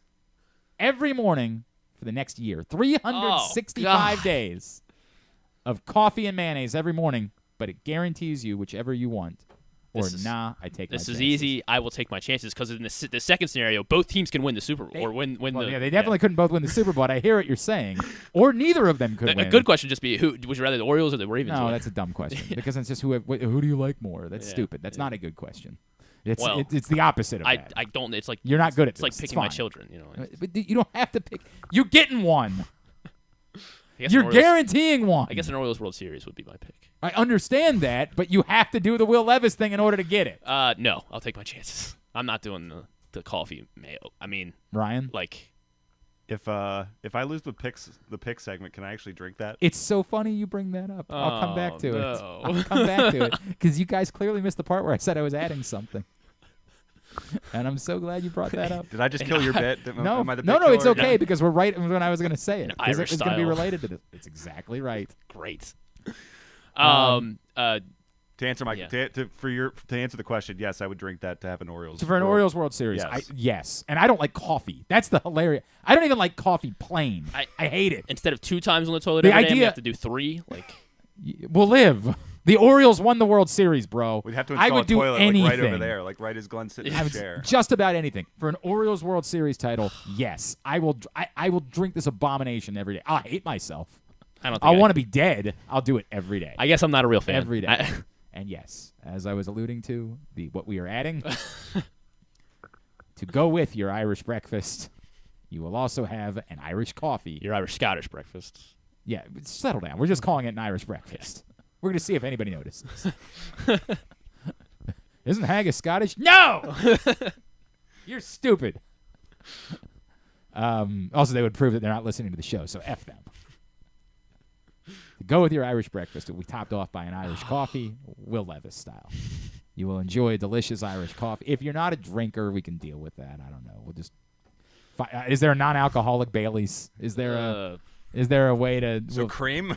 Yeah, I mean, but is there a way that it adds some sort of like a spiced cream of some sort? Can't you get there's all those sugared creams or whatever? I understand. Okay, whatever. We'll figure it out. If for some reason the person can't drink, for whatever, but just for the day. I don't drink, but I'll do it for the day. An Irish coffee, Will Levis style. Irish coffee and mayo is the final the piece that caps it all off. Yeah, it looks like you just throw heavy whipping cream in there, and that's. Nah, it needs to be spiced in some sort of way. We'll figure it out. We'll figure it out. We're doing an Irish coffee with mayo. That is the final piece of the Irish breakfast for our loser. I do not. So again, recapping the total penalty for the loser. I don't want to lose. 1, you dress like the Notre Dame mascot. That might be the worst one. 2, you perform. That's the worst. Nothing Compares to You by Sinead O'Connor. And Zombie by the Cranberries. Exactly right. That's what I'm looking forward to. 3, you have to take an Irish dance lesson and then perform said Irish dance here in studio. And 4, you enjoy an Irish, Scottish breakfast of tripe, blood sausage, and haggis, capped off by an Irish coffee, Will Levis style. Are you doing this all at the same time? On the same day, yes. All that day. You come in studio. Are you literally eating it while you're doing the dance? You're doing too much over there. You're doing too much. Settle down. Everything's fine. That is the punishment for our loser. All right? Everybody good? Yeah. I mean, I guess. Yeah. Well, update the boys. Inform Andrew Stecca. He's not out. All right. Speaking of the Irish, the reason why we decided to do an Irish theme is because the season is kicking off in Dublin this Saturday. Had to do this a little bit earlier on because of his schedule, but an opportunity to catch up with an Annapolis native, Notre Dame safety DJ Brown here on GCR. Well, joined now here on GCR by an Annapolis native who's getting ready to start the college football season this Saturday in Dublin when they take on Navy. He is Notre Dame safety DJ Brown. And he's with us again here on GCR. DJ, it's Glenn back in Baltimore. It's so great to chat with you again, man. Thank you for taking the time for us. Yes, sir. Yep. Thanks for having me. Absolutely, dude. Hey, I remember before we chatted with you last year, it was right before the game at M&T Bank Stadium. What was that experience like for you, playing there, having all the family there? What was that all about? Yeah, man, it was a childhood dream of just, playing in the Ravens Stadium. Never got to play there as a kid, so it was awesome. Had like 20 or 30 family members there as well to watch me play. So honestly, it was a blessing. It was a great game too. Navy came out with a fight at the end. So, I was just, blessed to be there, honestly. That's really cool. You had a decision to make after this past season about what you were going to do next. Can you walk me through why it was that you wanted to come back for a 6th year at Notre Dame? Yeah, honestly, Coach Freeman, I really loved what he was building here at Notre Dame. I knew he had the right guys, the right staff, and then just the team that we have. It was hard to pass that up again. It's like a brotherhood here, and I just thought it would be, but not only best for me, but best for the team as well for me to come back. So I'm happy with my decision, and here we are about to start again. So I'm excited. What's wild to me is that, you came back and a lot was made that, nothing was guaranteed for you, right? That, you knew you were going to have to work and compete even to earn your own job back this season. Was that something that, excited? You said, oh, yeah, no problem. I'll go do that. I got this. Yeah, no, it's definitely something I've been doing, ever since I've been here. Notre Dame is really competitive. We got a lot of great players here. So I've always, every offseason, I've had to compete for, any type of job or whatever it is. So I wasn't worried at all. I have confidence in myself. And, also I just, knew what I was coming into. I knew we would have a great team. Especially Sam Hartman coming in. It was awesome. Yeah. So honestly, it was a opportunity that was hard to pass up, honestly. He is DJ Brown. He's from Annapolis. He's a safety for Notre Dame, and he's with us here on GCR. You just brought up the name Sam Hartman. I know that it has been a lot of excitement surrounding your team, your program, about his arrival. What have you gotten to know about him, and what is it that he brings to the table for you guys this season? Yeah, I would say, Sam fit right into the locker room from day one, honestly. He's a great kid, real funny dude. And he just honestly meshes with the team really well. And then from a football standpoint, he's provided us with leadership on the offense. He's really able to lead those guys, and he's doing a great job with them. So I'm excited to see him on Saturday. That's awesome, man. So let's talk about that, because I feel like the expectations, there were a couple of growing pains, right, with a new head coach a season ago. But going into this year with the quarterback, with what you guys were able to do, I feel like the expectations are kind of through the roof. You talked about some of that in the decision for you to come back. Are you guys openly talking about winning a national championship? Do you discuss those things as you get ready for the start of a season? Yeah, it's funny that you say that. So in the past, our mantra has always been winning a national championship every week. But I would say this offseason, Coach Freeman, kind of wanted to change that. And his main thing is, number one, win every day, but also for us to reach our full potential.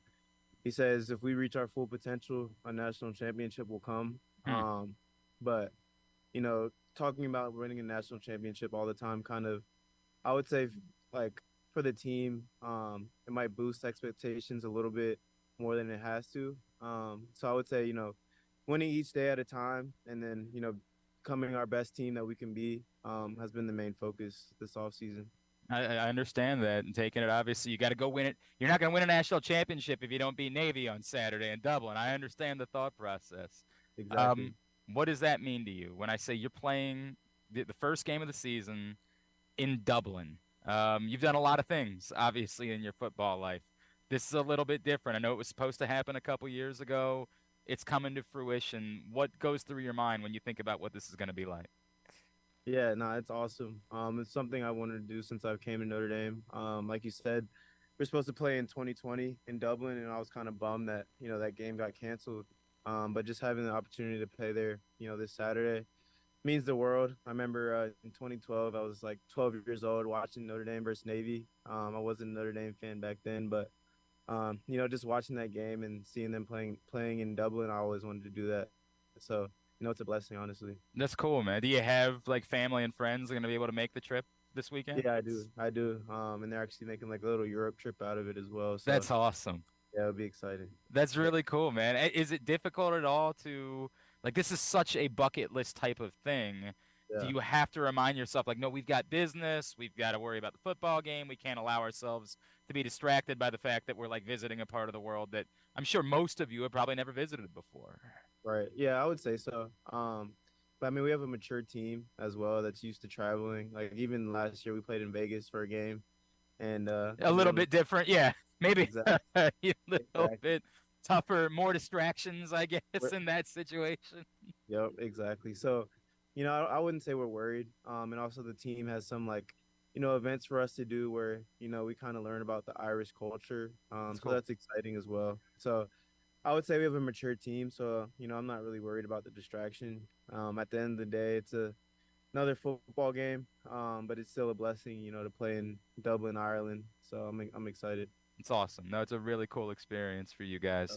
I saw on Twitter you were doing an event in the off season with Cam Hart, and I wondered if we could talk a little bit about the relationship. Two Maryland kids that are playing for Notre Dame and achieving great things, sharing a secondary. What has that been like? Did you have a relationship with Cam prior to Notre Dame? How has that developed, and what's it like going out there with him? Yeah, I would say just starting from high school, I just remember always playing against him, and we shared a good friend as well. So I wouldn't say we were real close, but we always, every time we played against each other, we always talked to each other. So we had a solid relationship. And then coming to college, I hosted him for his visit.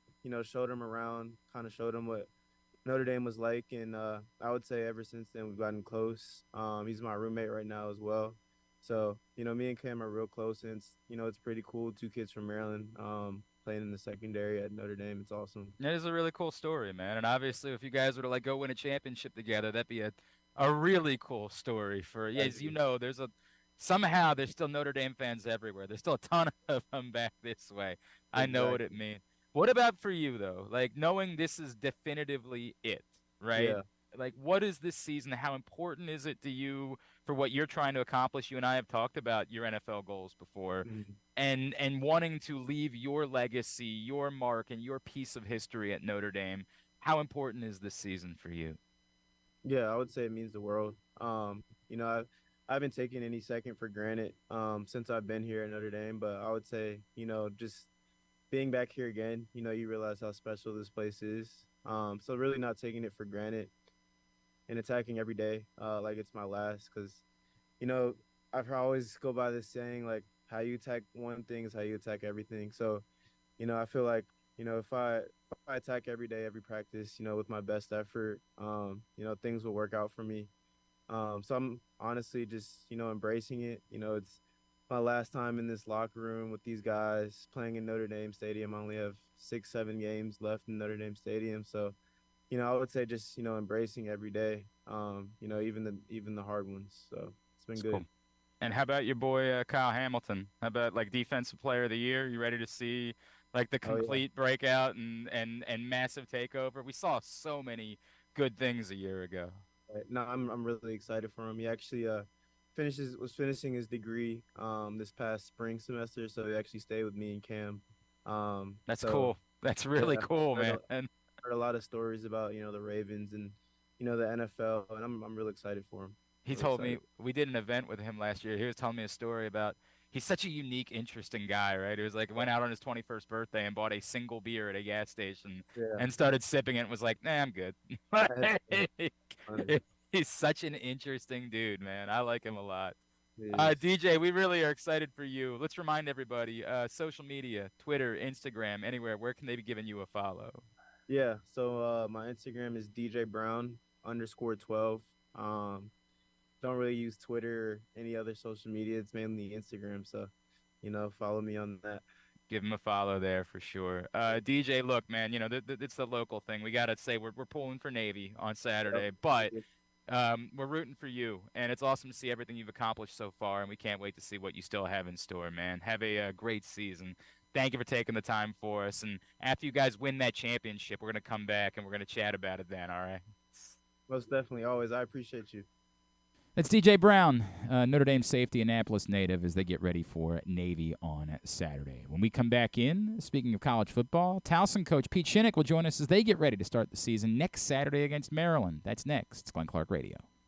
Catch that festival feeling in Charm City. Everywhere you go, you'll find exciting entertainment, delicious eats, and endless summertime fun. Cheer on the O's at Camden Yards, pick crabs by the waterfront, beat the heat inside a world-class museum, and make memories that will last a lifetime. Go to baltimore.org for more information and to plan your visit. It's game on every day at Live Casino and Hotel Maryland. Here, you are in on every play with 100-foot screens at Sports and Social, the best table games action, and FanDuel Sportsbook, all just steps away. The best bar bites and drinks to indulgent steaks and curated cocktails. Your game day only gets better when matched up with Live's distinguished dining options. Late game? No problem. Our luxury hotel awaits. Live Casino and Hotel Maryland is the place to be on game day and every day. For more information, visit www.maryland.livecasinohotel.com.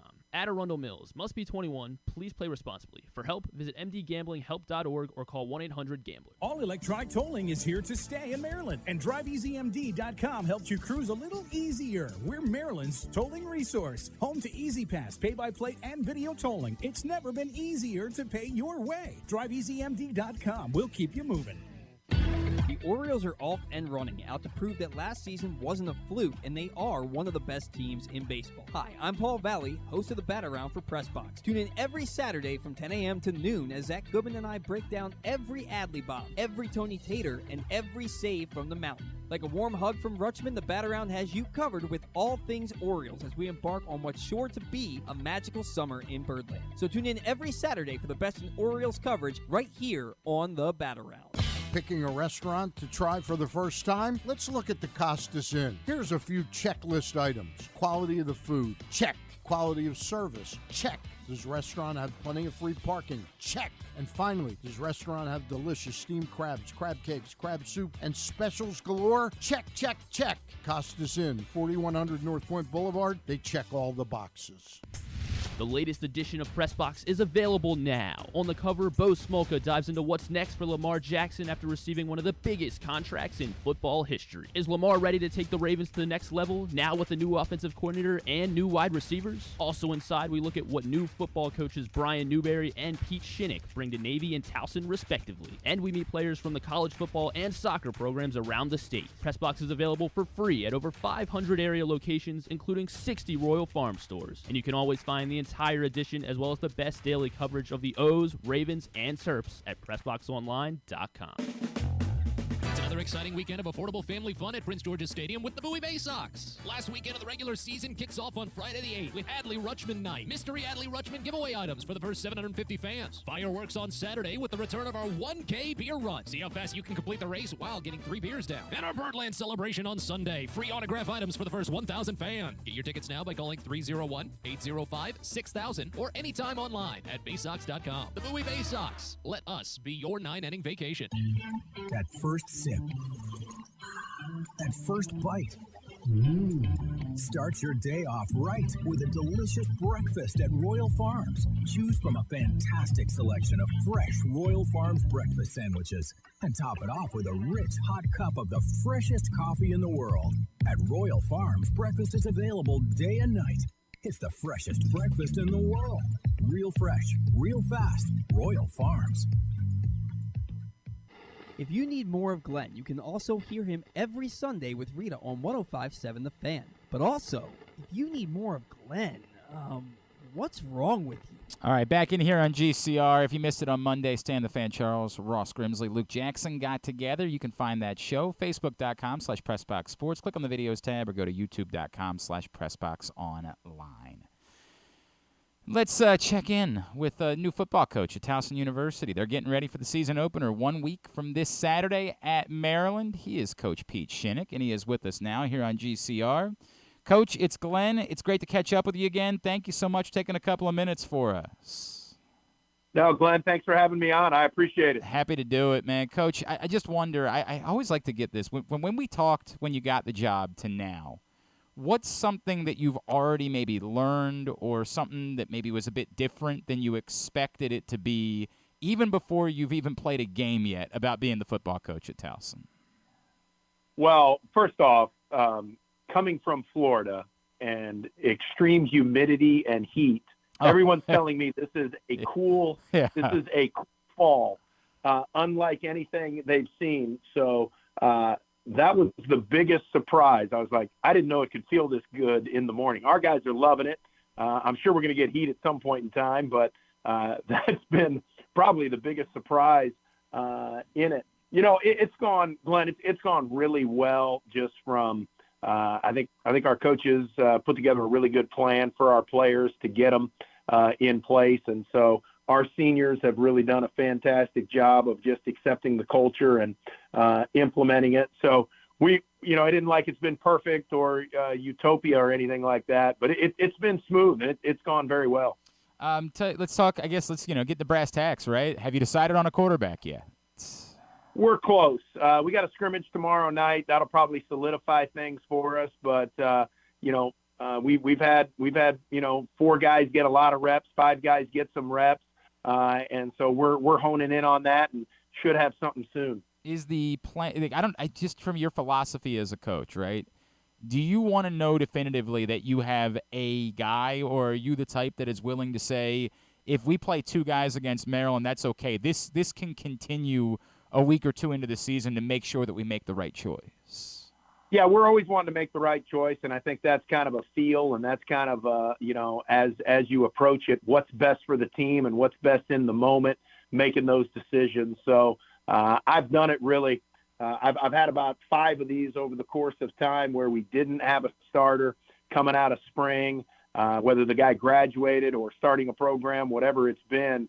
And, every time's kind of been a different scenario where we've played. We've given one guy 2 series, the next guy 2 series. So we've kind of done it every way possible, and we're still evaluating what our options are. And I'm good either way. It's worked out well for us, kind of every which way we've done it. Coach Pete Shinnick from Towson is with us here on GCR. Coach, could you tell us a little bit about the guys in the room? Like, I think that, and I'm making sure that I have the guys right. It's Scott Smith and Nathan Kent. Like, can you tell us a little bit about, how each of those guys has maybe stood out for you so far in the process? Yeah, so Scott, really 3 of the guys in the room have been here, and we're a part of the program when we got here. Scott Smith, Nate Kent, and Zach Johnson, they were all here. And we brought in Sean Brown, transfer from Liberty. Yeah. And then we added a freshman, my man Jack, from right around the corner here. And, Jack's probably gotten the least amount of the reps being a true freshman. Jack Pelicante, but Scott and Zach and Nate and Sean have been competing through this process, and Sean and Nate had kind of separated themselves a little bit, and then there became some competition. So it's been good, and feel like they all do similar things, but at the same time they all kind of have their own unique aspect to them, and so we call our offense a pro-rate offense, so we're going to play up-tempo. We're going to get the ball out quick. We're going to get it into, our playmakers' hands and see how that plays out. So they've all kind of done a really good job of directing the offense. But as I said, we're getting closer and kind of fine-tuning it. You bring up playmakers, and no one stands out in that capacity more to me than Diego Hunter does, right? He's such a unique skill set. Does it become, take me through the concept of using someone within a system versus saying someone has such unique skills that we've got to do everything in our power to find ways to get the ball into that person's hand in any sort of way that we possibly can? Yeah, and you hit it on the head. I mean, whatever system you're in, you got to find a way to get the ball in that guy's hands, and you gotta give him the opportunity to do what he does best, and that's really getting in space one-on-one with people. Yeah. He's so electric and dynamic. You watch all of his punt returns, you watch all of his kickoff returns, and those aren't necessarily the best blocked plays out there, but if it comes down to him and one guy, you like your odds on him. And so on offense, trying to do the same thing, trying to get him in space, trying to get him one-on-one with somebody to give him the opportunity to use the skills that he has. And he's a unique individual. So we're excited about utilizing him really in every aspect of special teams as well as offense, whether running back, out of the backfield, whatever it is. Coach, who are the guys that have really stepped up for you in the transition as being the leaders, the guys that have gotten the message and have been the ones that have kind of taken on that role of saying, this is how we do things now moving forward with Towson football? Yeah, on the defensive side of the ball, Jesus Gibbs and Robert Javier really have been two of the guys that have just stepped up. Their voice has been really good. They've done a fantastic job of just saying, hey, this is the new standard. This is what we expect. This is what coach is trying to do. And that's been extremely refreshing. Daniel Raymond on defensive side of the ball, Mason Woods, Xavier Terry. Those guys have just done a good job of saying, hey, this is the new way, guys. This is how we do things. And so that's been extremely helpful. Getting, new guys coming in saying, okay, hey, what's it like here? What can we do? What are the standards? And those guys have been like, hey man, standard's the standard. This is how they do it. And this is what they're going to expect of you. And if you do that, you'll have a good opportunity for yourself. Coach, you know why you're here, right? Like, there's an expectation at Towson that, we should be competing at the highest level. And I wonder how you gauge that, right? Like, as a new coach and not being able to bring in all of your guys all at once, like, we always want to say, hey, you got to give a coach a little bit of time. But, like, hey, there's an expectation there. How do you handle that line between you need to prove that you're the guy versus, hey, but we got to be reasonable about the difficulty of building a program somewhere? Yeah, I think, in today's world, things change extremely fast. And I mean, so in the last 10 years, you've seen guys lose their jobs after 2 years, which, 15, 20 years ago, that was unheard of. You'd never do that. John Wooden, if you look at the beginning of his career at UCLA, and you look at Mike Krzyzewski's beginning career of Duke, in today's world, I don't know that they would have made it. You know what I mean? Because they didn't have great success in the beginning. And so in today's world, the expectation is everything's instant, everything happens now. As a coach, my objective is we want to put the best product that we can on the field every week. And so we're dealt a hand. We added to that hand through, recruiting, but we inherited a group that we feel good about. And now our job is to find the best way to put them in a situation to do well. I think, every game we go into, we're looking for a way to play our best football. We talk about playing great football. That's really the standard. That's the goal, not win the game. It's play great football. And my experience has been over the course of my head coaching career is if guys will just play the way they're capable of, if guys will do what they're capable of, we'll have a good chance to be in every game. If you can be in every game, then you find a way at the end to win it. So we go into every game expecting the opportunity to be in it and find a way to win it at the end. And whether it's first year, fifth year, whether, when I took the job, I told every guy on this roster, I said, look, man, if you stay, you're ours. And if you're here, then we're all in on this thing with you. And, it's not like we're going to try to replace you or try to run you out or do whatever. I said, you stay, we're going to coach you up and we're going to put you in the best situation possible. So my commitments to them is their commitment is to me. So walk me through this. You got a unique situation to open things up, right? And it's not just because it's an in-state school and, it's Towson versus Maryland. It's because of Mike Locksley, of course, a Towson alum. And you shared at the beginning that Mike Locksley reached out to you and invited you to come help prepare. And that seems so unique for a situation where that's going to be the first opponent that you face. What did that mean to you to have Coach Locksley reach out and offer to help you in that way, even knowing that you guys are going to be going up against him in week 1 of the college football season? Yeah, extremely gracious on his part, and I think it just shows his love for Towson. And it's been fun because I've had the opportunity to get to know some of his teammates and have conversations with his former teammates that played with him at Towson, and just their love and the brotherhood of Towson football, runs deep and runs wide. And so for him to do that, I think it just, again, shows you his passion for wanting to see Towson be successful. And obviously he's got a great team. He's coming off a bowl team. He's got, momentum going in the program. I think the way he always envisioned it to be, when he took the job. So we know it's a great task for us, but at the same time, it's a great gauge as to who we are and what we do and seeing how that matches up. But, I've been extremely impressed with him, just how he's conducted himself and, how he handled, me getting hired and just the graciousness in it. So got a lot of respect for him and looking forward to this opportunity on the 2nd. All right, so I'll put it as generically as I can. Towson football, Coach, will have a successful special season this year if blank? Yeah, I think if our guys continue the growth that they've had from, spring ball. I feel like we ended spring ball better than we started it, which is always a good sign.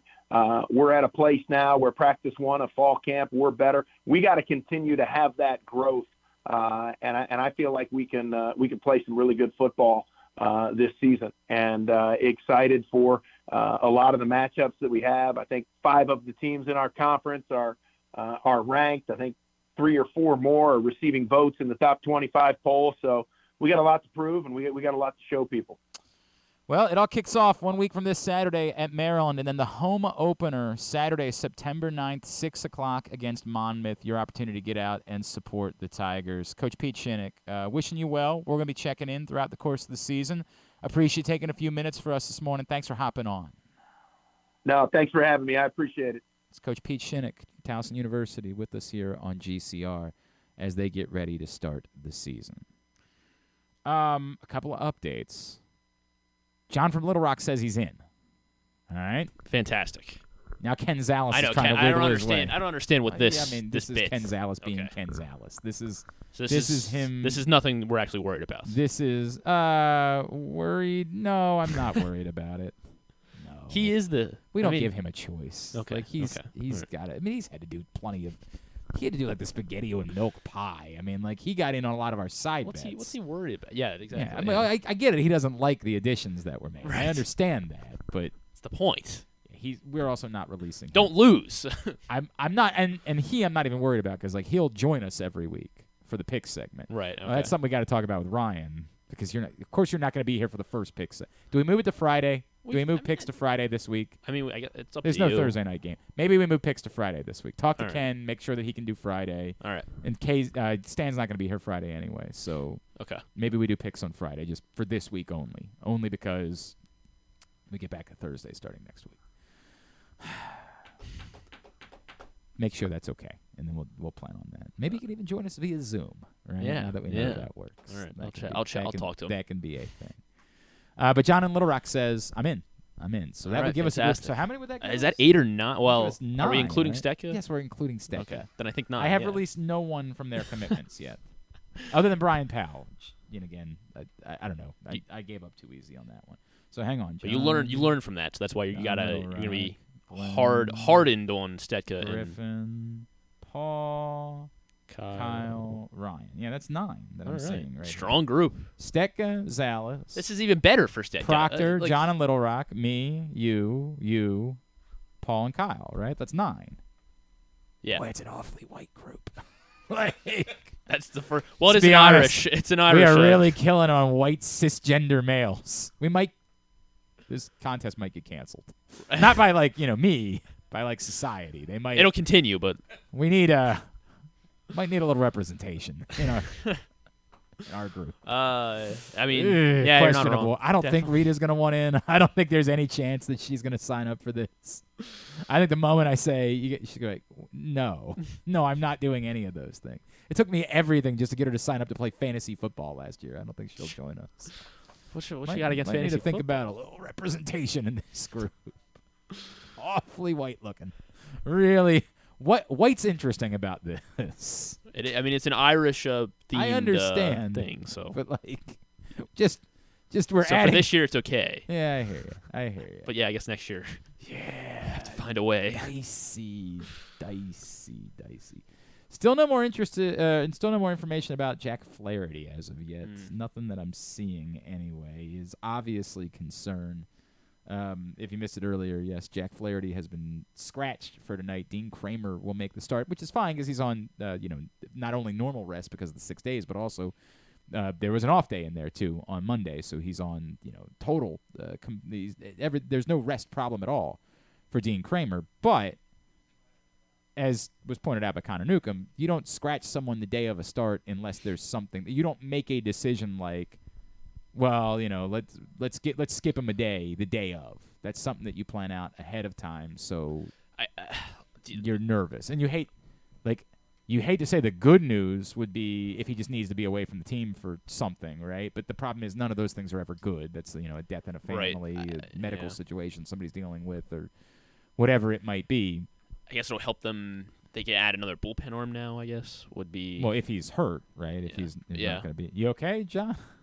John's surveying I need to make sure everything's on. What the hell was that? I missed it. What do I know? He was walked in and he stuck his head in he was measuring something. Trying to see Ryan, I guess. Is that what it was? Are you okay? Is everything all right? You were supervising. Where did that computer go? What computer? The laptop? Oh. I don't know. I'll find it. I'm sure it's somewhere. Oh, I think it might be in the drawer down there, actually. You need it? All right. It is indeed in the drawer. You need it right now? Well, all right, we'll deal with that later. It's very weird. He was in there like, what the hell is going on? You okay with everything we're doing in here? You have a problem? I don't know what that was all about. Mom, the meatloaf. I never know what he's doing in there. Never know what's going on. All right, what was I saying? I was saying something about something. Moving to the bullpen. I guess the bullpen. Oh, but no. Moving Jack Flaherty? Oh, you're saying that. What? What do you need? Can I get you guys lunch? I was going Oh. up to the. Going up Where? To the, Where are you going? Where are you going? I can't. The What? chicken place. The chicken place. The Peruvian place? The Peruvian place, which they do a salad with the chicken. You kidding me? I'm sure it's delicious. I'm sure it's delicious. It's fantastic. I guess. I'm good. I'm good. Unless they have. Yeah, I'm good. I'm good. What? I don't want to say like I don't eat like that like during the day. Dude, they have a salad with the. I know, but even that is like a lot for me during the day. Like I eat like rabbit food. Should I bring you a pickle from? If from you want, Potbelly? I would be very excited about a pickle, John Colson. Since I'm up there. Thank you, pal. That would make all of this worth it. Okay, if you brought two me a have pickle. like 3 minutes to look up the Peruvian place. Okay. Yeah, Peruvian is place. it the Peri Peri? What is it called? Peri Peri. Oh, Peri Peri. Okay. Thank you. It's very nice of you. Yes, by thank the you, way. John. Very nice of you to offer. I appreciate it. It's John Colson. There's his addition for the day. It was related to lunch. We were talking about the Jack Flaherty thing. Yeah. I'm all over the place. Yeah, I mean, if he's hurt, then you'd be going back. I mean, again, you'd be using a 5-man rotation for a little while, and you wouldn't be able to skip guys, and that would be unless you feel like Tyler Wells is ready to go back into the rotation. It's further problem. I mean, it's really problematic if a player that you traded for that was a mercenary is injured. I mean, like it's a problem if anybody's injured, but it's a bigger problem if you traded away pieces for a player that ended up getting hurt immediately afterwards. Now, if it's not, but these guys are gone now because all they're thinking about is lunch. These guys are like, I might as well just shut it all down. All these guys, I'm trying I to look figure over out the other and they're thing. both just like parrying. Well, and I'm trying to figure out the other thing that. Okay. Yeah. All right. Why don't we get a break? Why don't we do that? We'll take a break. Oh, there's something else. I still want to talk about the John Harbaugh thing too. We got to do that. So we'll do that. Hopefully, Kendall Fuller will join us as well. That's all on the way. It's Glenn Clark Radio. Hike to new heights. The best view is yours in Washington County. Our iconic scenic overlooks provide some of the most breathtaking vistas in the Mid-Atlantic. Some are very easy walks, some can be driven to, and some are the payoff for a moderate to difficult hike. All are near quaint small towns that offer great dining, shopping, hiking gear, and more. Explore our 5 national parks for iconic vistas and wineries with breathtaking views. Visit our quaint historic towns and make your stay unforgettable. Learn more at visithagerstown.com. Maryland, be open. America's biggest bike race returns to Maryland Sunday, September 3rd as 120 of the world's best cyclists race the Maryland Cycling Classic presented by United Healthcare. Come enjoy the free fan zones and festival with interactives, food, and drink beginning at noon. Then see the exciting race conclusion from 3 to 5 p.m. in the Inner Harbor. Come be loud, be proud, and let the world hear you. For more information, go to marylandcyclingclassic.us. Soak up summertime fun in Charm City. Enjoy only in Baltimore festivals, mouth-watering eats, and endless entertainment. Cheer on the O's at Camden Yards. Pick crabs by the waterfront. Beat the heat inside a world-class museum and make memories that will last a lifetime. Go to baltimore.org for more information and to plan your visit. You feel that? That's the sound of football coming back, and now's the time to place your preseason bets with Superbook Sports. Superbook is the most trusted name in Vegas, and now you can use my promo code GlennClark23 to score up to $250 with their first bet bonus. Win or lose, they'll match your first bet up to $250 with the promo code GlennClark23. All one word, no spaces, 2 N's in Glenn. Don't miss out this football season. Win some money with Superbook Sports and that promo code GlennClark23. Visit superbook.com for terms and conditions. Gambling problem? Call 1-800-GAMBLER. I'm Michael Giangrandi, president of AJ Michaels, your carrier energy expert for 44 years. Save money, energy, and make your home more comfortable and virus-free. Find us at ajmichaels.com. That's ajmichaels.com. Maryland drivers, did you know you can save up to 77% on tolls with an Easy Pass Maryland discount plan? That's right, 77%. It's never been easier. Pick the plan that's right for you at driveeasymd.com. We'll keep you moving. It's a Maryland thing you wouldn't understand. Where the waves meet the shore, you will find Dorchester County. Hi, this is Jimmy Charles. When I think of Maryland, I think Dorchester County on the eastern shore where it's open for making memories. Dorchester County, it's a Maryland thing. For more info, visit www.visitdorchester.org. It's a Maryland thing. Hell yeah. It's a Maryland thing. Hell yeah. Picking a restaurant to try for the first time? Let's look at the Costas Inn. Here's a few checklist items. Quality of the food? Check. Quality of service? Check. Does restaurant have plenty of free parking? Check. And finally, does restaurant have delicious steamed crabs, crab cakes, crab soup, and specials galore? Check, check, check. Costas Inn, 4100 North Point Boulevard. They check all the boxes. Make the most out of every day in your Toyota RAV4. Available in hybrid or gas-only models. A RAV4 can get you where you want to go in style. Check out buyatoyota.com for deals on new RAV4s from your local Toyota dealer today. Check out PressBoxOnline.com every day to find daily winners and betting advice from Jeremy Kahn. And if you want some advice about life decisions that you probably shouldn't make, here's Glenn Clark. All right, back in here on GCR as we continue along here on a Would You Rather Wednesday edition of the program. Continue to get me your responses. Someone is getting hooked up with a T-shirt of their choice from our friends at Birdland Sports. But you got to get in the 24 hours. At Glenn Clark Radio on Twitter, Facebook.com/Glenn Clark Radio with Would You Rather Wednesday. All right, joining us now, Baltimore native, man who has carved out a hell of a career in the NFL. He is, of course, Commanders cornerback Kendall Fuller, and he's back with us here on GCR. Kendall, it's Glenn in Baltimore. It's great to catch up, man. Thank you for taking the time for us. No problem. Appreciate you having me. Always good to chat with you, dude. Hey, if you guys had, practiced one more day against each other, was it going to turn into, WrestleMania at some point between the Ravens and the Commanders this week? Was this just going to turn into, an all-out brawl between you guys? Nah. That's just sometimes I just come with it. Guys just out there competing, fighting. Some guys is out there protecting their teammates, but, it's a physical game, physical sport. Sometimes those things happen. You just line up the next play. No doubt, man. No doubt. It was, was it good to have that level between the two practices and how physical they got? And then what ended up being a really close, obviously, game on Monday night. Do you feel like uniquely this week was good for both of your teams, maybe more than most preseason weeks are for getting you prepared for the season? Yeah, for sure. Essentially you get 3 games and you get to go against a different offense. You get to see different looks, different skill sets, different guys. So being able to get that type of work is definitely fun. And then, of course, to be able to do it, when it counts on a game is even better.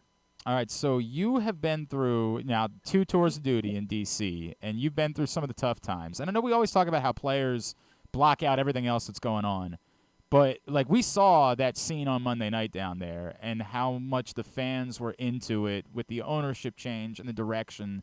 Can you explain, are you guys feeling any of that? Just how the energy has changed surrounding your franchise? Yeah, you definitely feel it. Like you said, just the excitement level from the fans, just to be able to get that support. A lot of people, just coming up to you, just saying hey, we're going to games now this year. We can't wait to get back out there and things like that. So just seeing people excited, seeing people, wanting to support us, wanting to go out there on Sundays to help us out. And, we'll definitely be relying on them and definitely be needing it.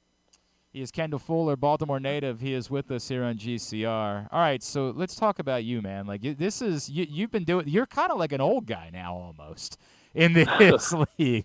You know how this goes. You're not even 30 yet, but you've been doing it for a while.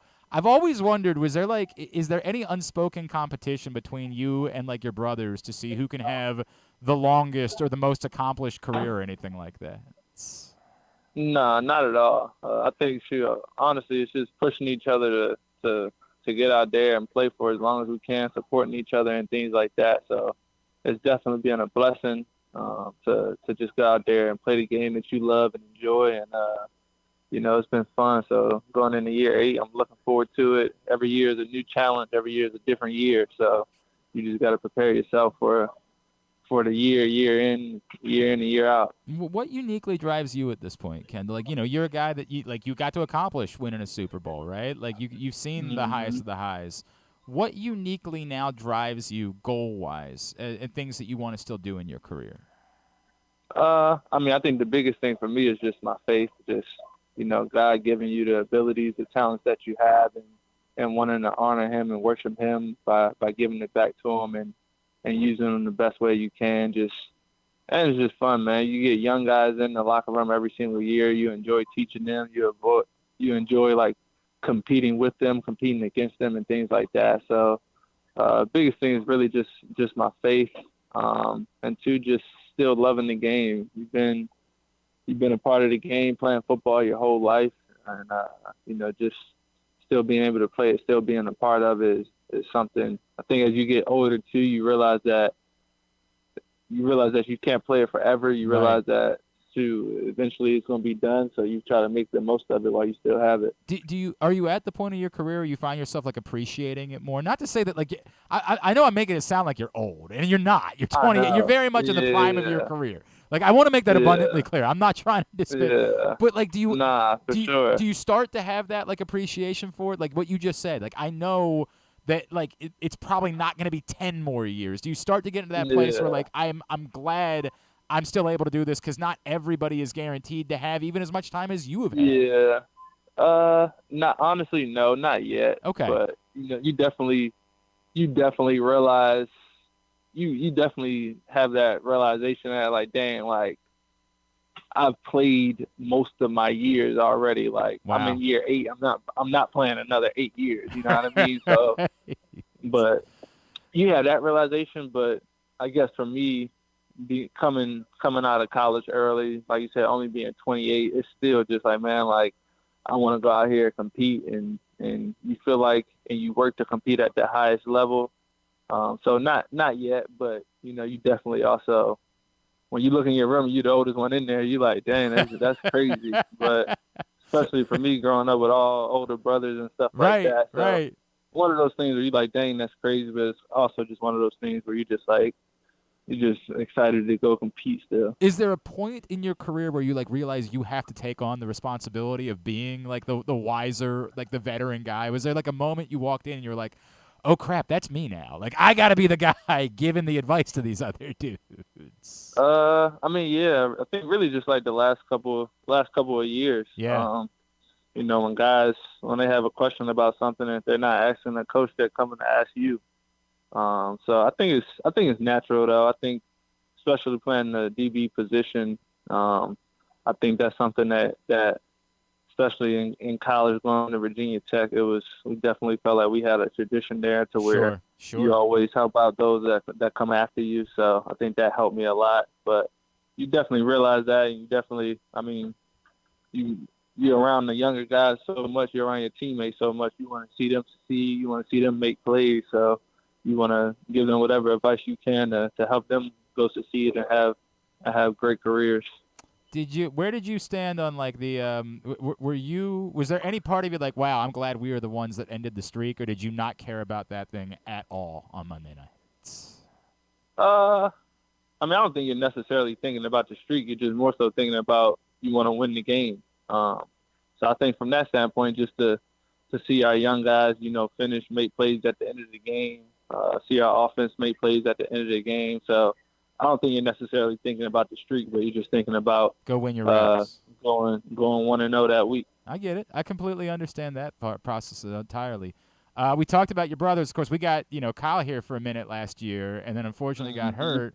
Have you been talking to him? Like, there might still be a need right up here this way. We're kind of wondering if maybe we can't bring him back in at this point if he's ready to go. Yeah, I know. My mother would love to have him back in Baltimore. Right. Too, so she's pushing for him to be back in Baltimore. So, ultimately, whenever that time is, I think, he'll make the best decision for himself, and I know he would enjoy and love playing in Baltimore again. That's our home. So I guess we'll see what happens. Was that a big like you joke about that with your mom, but was that a big deal for you? Like I guess it's the one thing, right? Like that for it's one of the great stories of all time, you and your brothers, and yet nobody had played in Baltimore until then. Like how neat was that for your family?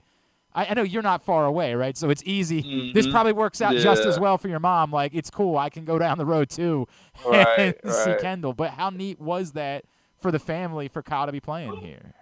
Yeah, it was dope. I know, especially for him, I know he loved it. Like you said, you grow up being in the city your whole life. You grow up watching the team your whole life and being able to put on those colors, being able to live, in an area that you grew up in.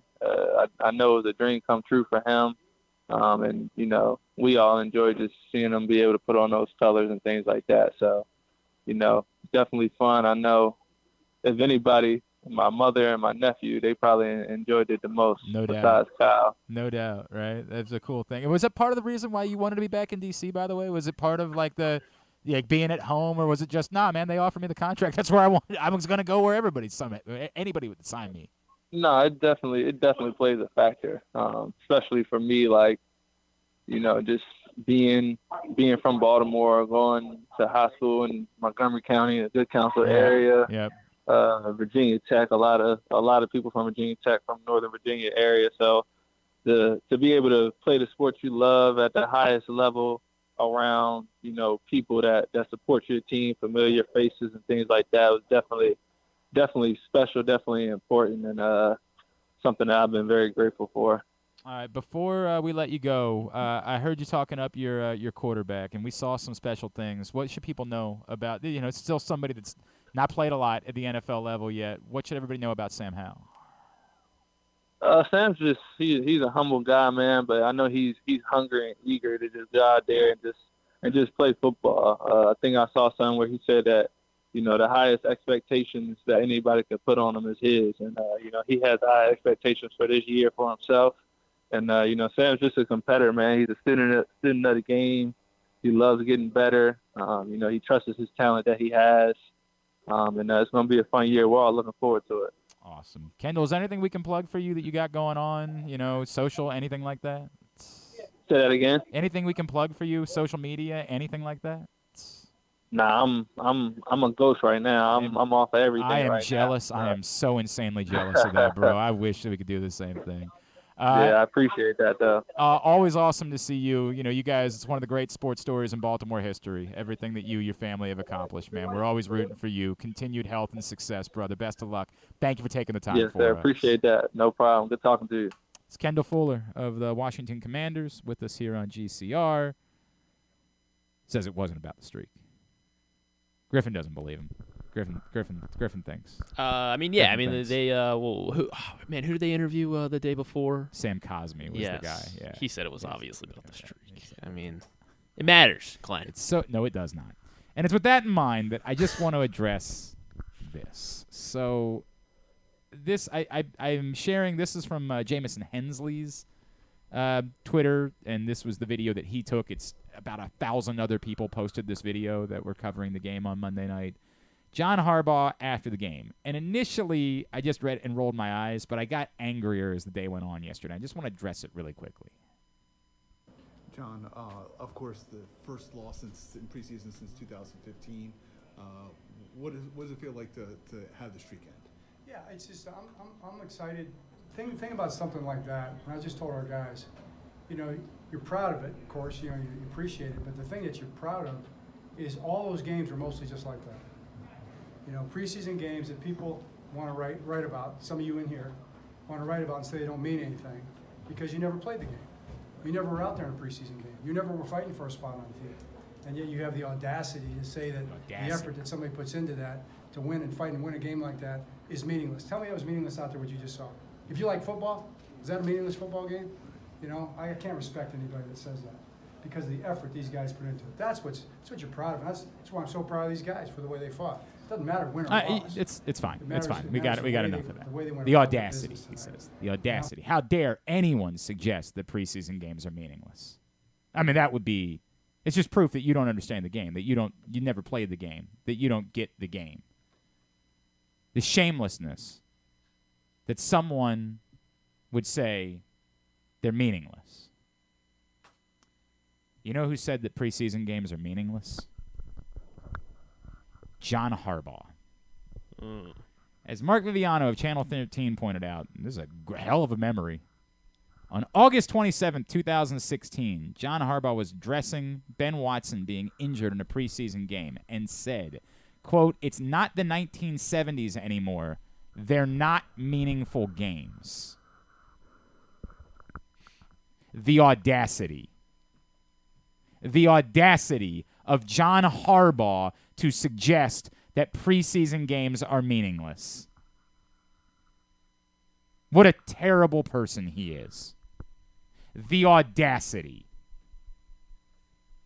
I didn't need for Mark Viviano to pull that quote out because I knew damn well how John Harbaugh felt about the meaningful nature of preseason games before I ever found that. You know how I knew that? Because he doesn't play his players. In fact, John Harbaugh, more than almost any coach in the NFL, knows exactly how meaningless they are, because while every other coach in the NFL is trotting out their starting quarterbacks, John Harbaugh won't do that because he knows exactly how meaningless they are. Let me be fair to John for a second. You know what I think came out on Monday night? I think he got caught up in the moment. John, as we know, he's got a lot of tough guy in him. It's a Harbaugh thing, right? And I bet that in those moments, he got caught up in it. Close game, would like to win. Remember, Jim Harbaugh, if you read that famous Peter King story, was still talking about winning a pickup basketball game in a family get-together for like an hour afterwards. So in the moment, and when he went in front of the media, John Harbaugh still peeved about, because he's coaching, a kid committing a penalty on 4th and 12. Or whatever it is. And so he stops thinking. John Harbaugh knows he's lying through his teeth when he goes after members of the media. He's just decided they're an easy target. That's you guys. You guys are idiots. I'm mad at you. Well, if you're mad at the people that say the games are meaningless, you're mad at yourself. Because you directly have told everyone how meaningless preseason games are. They're not meaningful games. Direct quote from John Harbaugh. Nobody made it up. But even if he hadn't, we knew, based on the fact that they don't play any of their players. They're meaningless. Now, again, whenever you say that, there's someone trying to come white knighting in to buy your wife some Junior Mints. And someone wants to come in and say something along the lines of, they're not, tell that to, even our buddy Bo, who I love, and I'll tell that to Keaton Mitchell. The reps are not meaningless. They're just as meaningful as any rep that you have in any practice.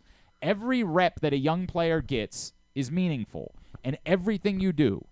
Now, I need you to tell me what at all changes if Joey Sly hooks that field goal at the end of the game on Monday night. Tell me what changes. Every rep would be exactly the same. No one would have won or lost any other rep. Every performance by every player would be exactly the same. Tell me how anything in the world is different, other than those of you that bet, if Joey Sly hooks the field goal at the end of the game on Monday night. Go ahead, Griffin. I'll let you be the one to attempt it.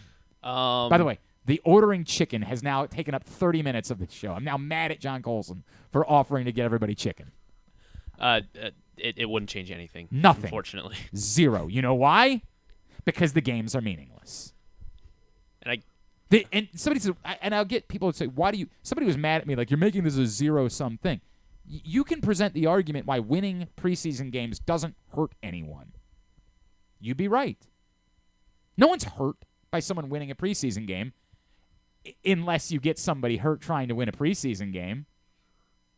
One of the things I respect about John Harbaugh, more significantly, is that I know he's lying. I know John Harbaugh, in chastising the media, is lying through his teeth. And I'm glad that's the case. Because it would be far more dangerous if John Harbaugh thought the games mattered. Because if he did that, you know how I know that the Ravens didn't, or that the Commanders didn't win a game on Monday night? Because they might have lost Terry McLaurin for week 1 of the season. That's losing. That's how you lose a preseason game. You can't lose a preseason game by the score. You can only lose a preseason game, and they're hopeful that he's going to be fine. And for what it's worth, I don't root for anybody to be hurt. I hope he's fine too. But if there's any chance at all that he isn't, then they lost. Unquestionably, they lost. Thankfully, I know John Harbaugh's lying because he knows he can't risk losing his players. So he's not going to run out his top wide receivers for 3/4 of a football game in an attempt to try to win, quote unquote, a preseason game. Because he knows that's meaningless. And he's lying. Doesn't hurt unless you get someone hurt. But you cannot create. I had some guy last night keep trying to tell me it's about establishing a culture. Well, tell me how many playoff games the Ravens won during the streak in which they won 24 consecutive preseason games. Was it 1? 1. Wow. There is no correlation. Again, if Joey Sly hooks that field goal, they would have done nothing. The Ravens would have done nothing to have won that game. And by the way, in the regular season, they all count the same. In the regular season, if the only reason why you won is because some dude hooks a field goal at the end of the game, you won the game. You know how I know that? Because we have standings. And it says you won the game, and now you're a step closer towards making the playoffs. There are stakes. If there are no stakes, you can't win. There are no stakes involved in that. Now, there might have been. Maybe Joey Sly was told, because didn't they just cut another kicker last week or something? Maybe Joey Sly was told before he goes on the field, you miss this, you lose your job. In order to create some in order to try to, add some juice. Maybe for him there were, but there were no stakes at all for anybody on the field for the Baltimore Ravens at that moment. The notion that anything that happens in the preseason has anything to do with this nebulous concept of a winning culture is bull ass. And it would be more terrifying, as I pointed out, if you thought that was the case and you were willing to risk players getting hurt in order to pursue this nebulous concept. Which, again, I know is not the case because I've heard it from John Harbaugh's mouth. They're not meaningful games. Direct quote from the guy that chastised you. Again, it's not the end of the world. I'm going to call John Harbaugh out on it because the tough guy routine. I like John Harbaugh. This is the funny part. Like, I fight with Ken Zales about this all the time. I like John Harbaugh, but the tough guy shtick is as dumb gets. It's laughable.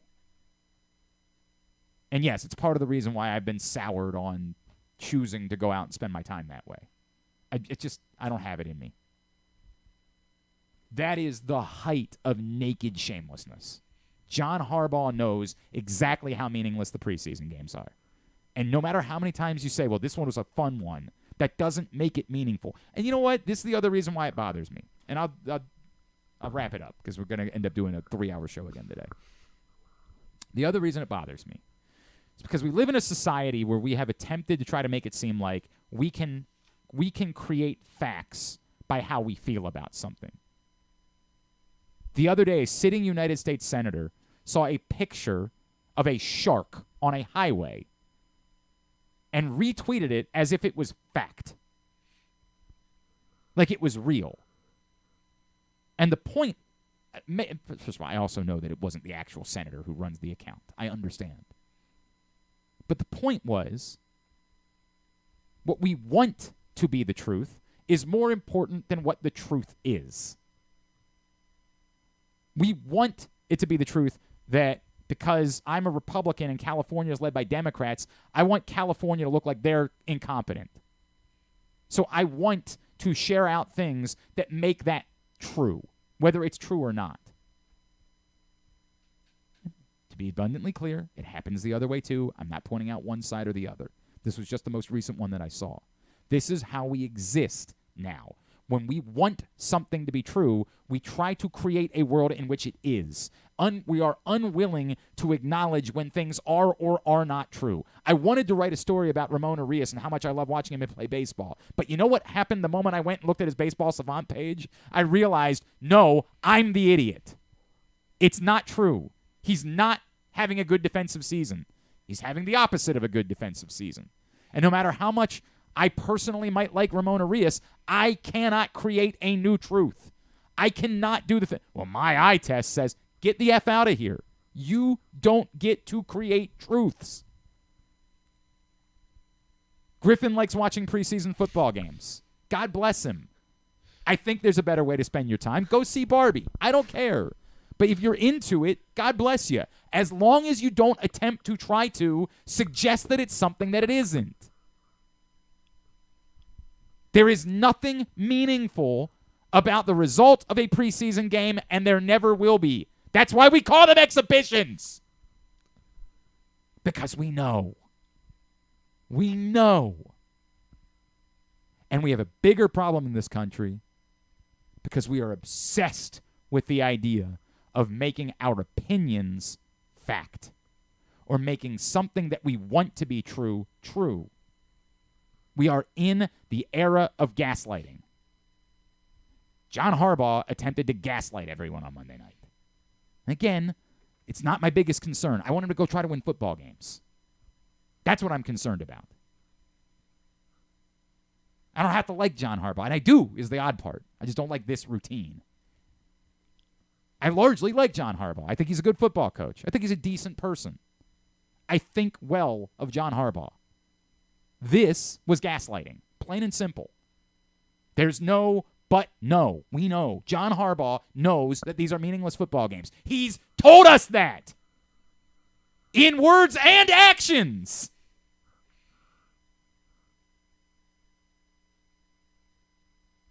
Facts are facts. Feelings are feelings. And at some point, we've got to come back to a society where we understand that.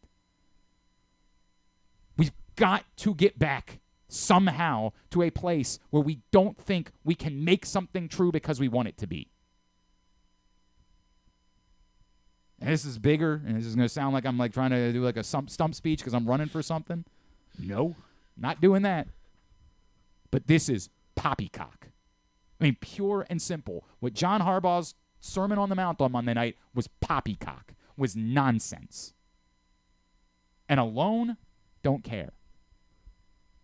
But in a bigger picture of society where we want to bully our way into something being true or yell louder to make it true, we can't make it true. It is not factual that there is anything meaningful about the result of a preseason football game. If Joey Sly hooks a field goal, nothing changes at all. And in the same way, the Ravens didn't win 24 consecutive preseason games because if there are no stakes, you can't win. Visit Glenn Clark Glenn Clark for Senate24.com. Oh, okay. Glenn Clark 23 for. Yes, that's not bad. Glenn Clark 23. That's the campaign. I don't know what just happened there. I might have had a little bit of a.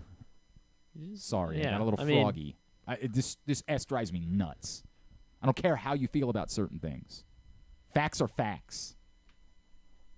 Like we can't. This thing we're like, but it feels true. Maybe. Yeah, it's been disproven, but like, isn't it the crazy part, the fact that we thought it might be? No, it's not. That's you trying to score points. Facts have to be facts.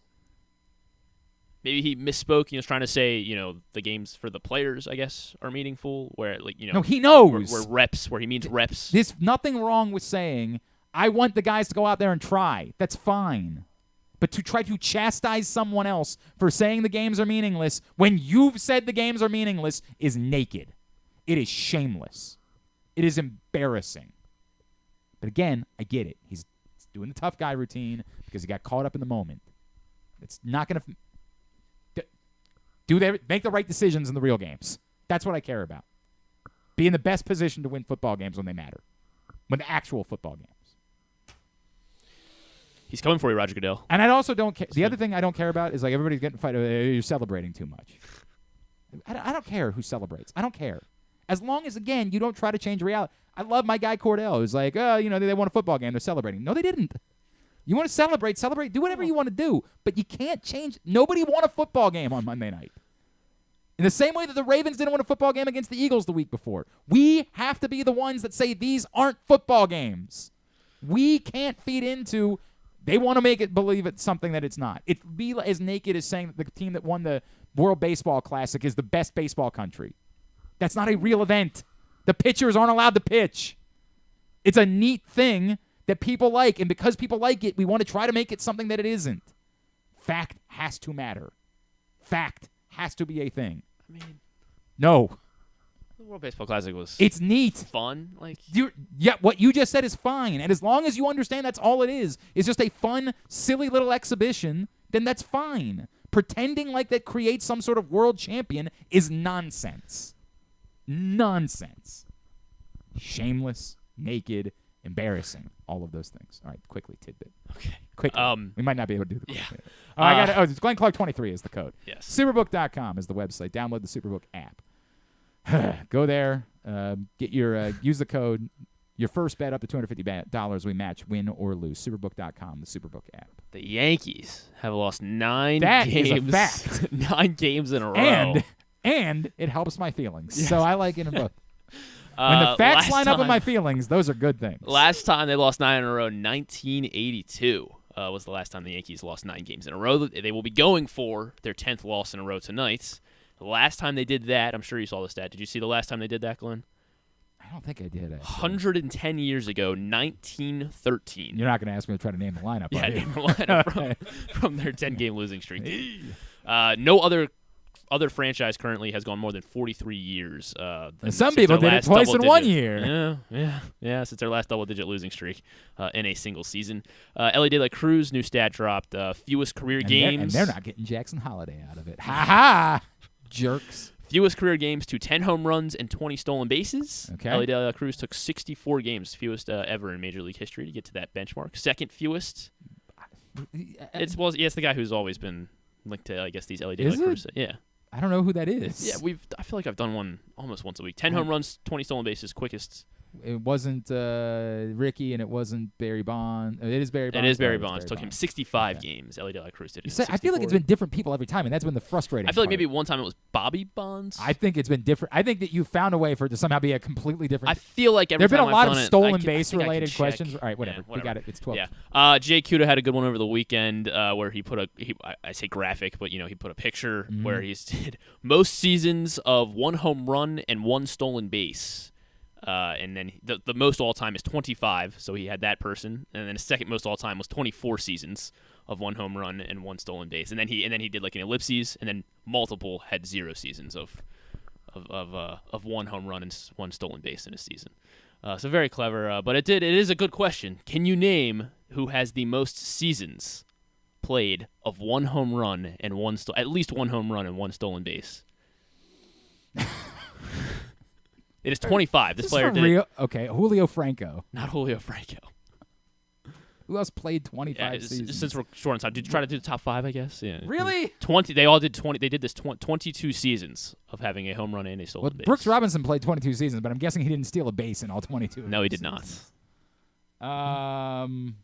Who else played more than 20 seasons? Did Willie Mays play that many seasons? He did. Yeah, Willie Mays is top 5. He's not number 1, but he is top 5. 22 seasons for Willie Mays. I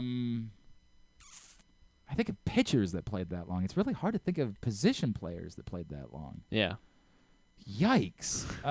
Ricky. Yes, Ricky Henderson. He is number 1. 25 such seasons with at least 1 stolen base and 1 home run at the plate. All right, Ricky Mays. And it's not Julio Franco, he said? No, it's not Julio That's Franco. really surprising because I think he played for 30 seasons. Tim Raines. Julio Franco had 19, it looks like. Yeah. Tim Raines is not top 5. That's surprising because I thought he played for like 30 seasons. Only 20 for Tim Raines. What a bum. That guy sucks. What a huge loser.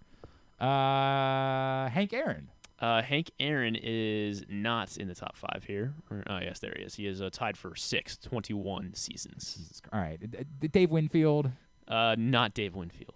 Probably not Harold Baines. He didn't steal a lot of bases, but he played a lot of seasons. There's another field suffix on the.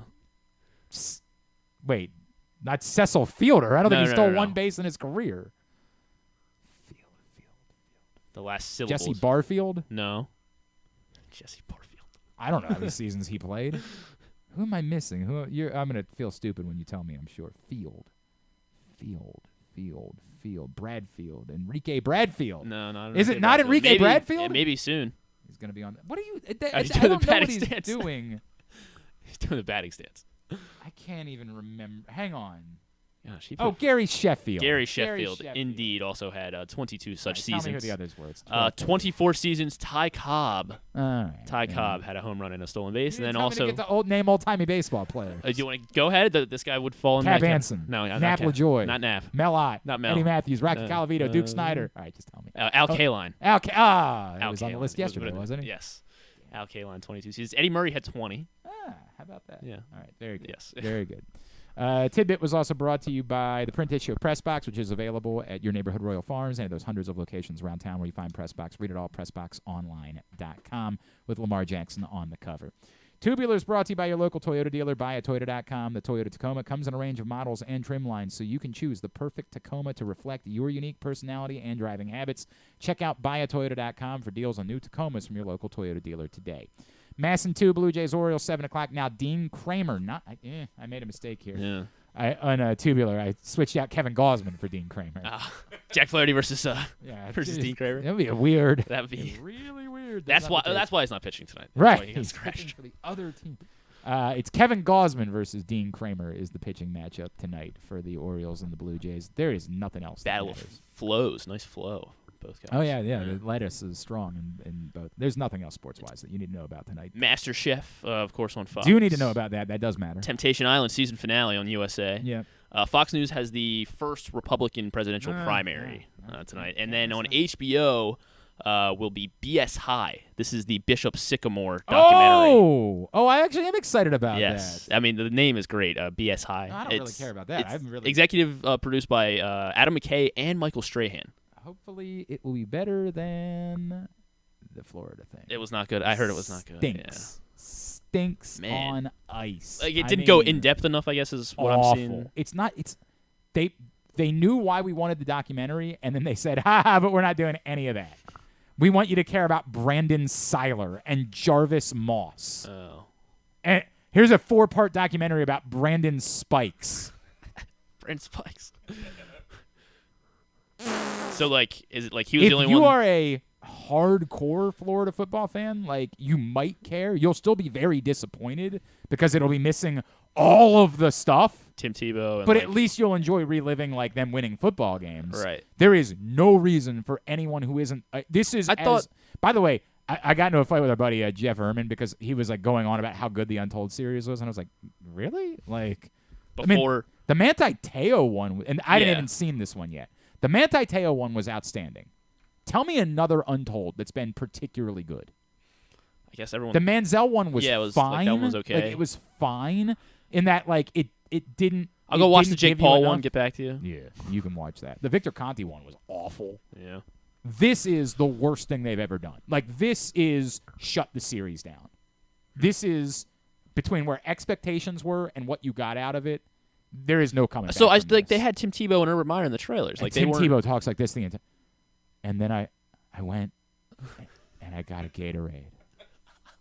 What? Like, everything is over dramatic because it's Tim Tebow. Like, he can't help himself. Yeah. He's got to be. He thinks he's a movie every time he talks. And it was just. It was. Oh my God! It was excruciating. And none of the stuff you want. No Aaron Hernandez, no Pouncey brothers, no Cam Newton. No Cam Newton. No, nothing. Any of the reasons why you would want to watch this. They got a little bit into the partying, like a little bit. None of it. It's the worst sports documentary that has ever been made. Wow. Ever. And I've seen some bad ones. I'm infuriated with myself for spending time with this yesterday. Well, thank you for doing it for me. Do not. You will be like, my blood's. I got 2 episodes in. I'm like, there's no way. And then I started going on Twitter, and everybody was like, yeah, this is real. I'm like, I can turn it off now, right? But I'm like, I guess I need to see. I can't. There's no way that they don't. 4 episodes, nothing. Wow. Nothing of value in an entire 4-part documentary. As bad at programming has ever been made. Dreadful. And there's twofold, right? Like if you said, well, we couldn't get anybody to talk. Well, get the people that you had to talk about them. If all you could get was Brandon Seiler, then tell Brandon Seiler he's going to have to talk about Aaron Hernandez. Or else, sorry, you're not important enough. Christ, it was awful. Yeah. Anything else? No. I'm glad. But I'm excited about BSI. Yes, I know. I'm glad I have more time now. I got to catch up on Ahsoka. I know I got to go on Ahsoka for Star Wars, but yeah. Tell everybody what's going on at Live Casino. Ryan, can you pass me? I want to tell you about the F1 simulator. He does not know what he's passing you. He has no clue. The F1 race simulator. So I hope you're revved up for the ultimate racing experience, Glenn, between August 31st and September 3rd. That's Labor Day weekend. Just steps away from Maryland's #1 sportsbook, you will be able to visit the FanDuel F1 simulator located at Sports and Social. So start your engines. It's at Live Casino and Hotel Maryland. At Arundel Mills, must be 21. Please play responsibly. For help, visit mdgamblinghelp.org or call 1-800-GAMBLER. All right, very good. Thanks today to God. We gotta stop. I gotta get a hold of myself. This was way too long. We're back. We're way too long these shows. Thanks today to Kendall Fuller of the Commanders, Baltimore native. Thanks to Annapolis native, Notre Dame safety DJ Brown. Thanks to Connor Newcomb from Locked On Orioles. And thanks also to Pete Shinnick, Towson Football coach. We'll get all of it up in the greatest hits section of the Oh, my God. It's so good. tab at GlennClarkRadio.com. And, of course, tomorrow on the program, Stuff and things. Yeah. Griffin's like, not my problem. I'm not going to be here. If it sucks, you got to deal with it. I'm not saying that. And so it sounds like you're saying. No, it's not what I'm saying. It sounds like you're saying. So when you accused me of buying lunch, I was actually communicating with Ryan Jensen's people. Well, that's lovely. It's lovely. I don't know how that's going to work, but it's lovely. Yeah, we'll figure it out. All right, very good. Thanks to everybody at PressBox, all of our great sponsors and partners, including Visit Baltimore, Live Casino and Hotel, Maryland 5-Star, Glory Days Grill, Dorchester County, the Bowie Bay Sox, Royal Farms, Costas Inn, Superbook Sports, the Baltimore Orioles, Birdland Sports, Easy Pass MD, Washington County, the Maryland Cycling Classic, your local Toyota dealer, buyatoyota.com. Thanks to Griffin at Griffin_Bass. Thanks to Ryan at RecSpecsRyan. Follow us, Twitter, Instagram, and TikTok at Glenn Clark Radio. Have a great Wednesday evening. Go Birds. Duke sucks.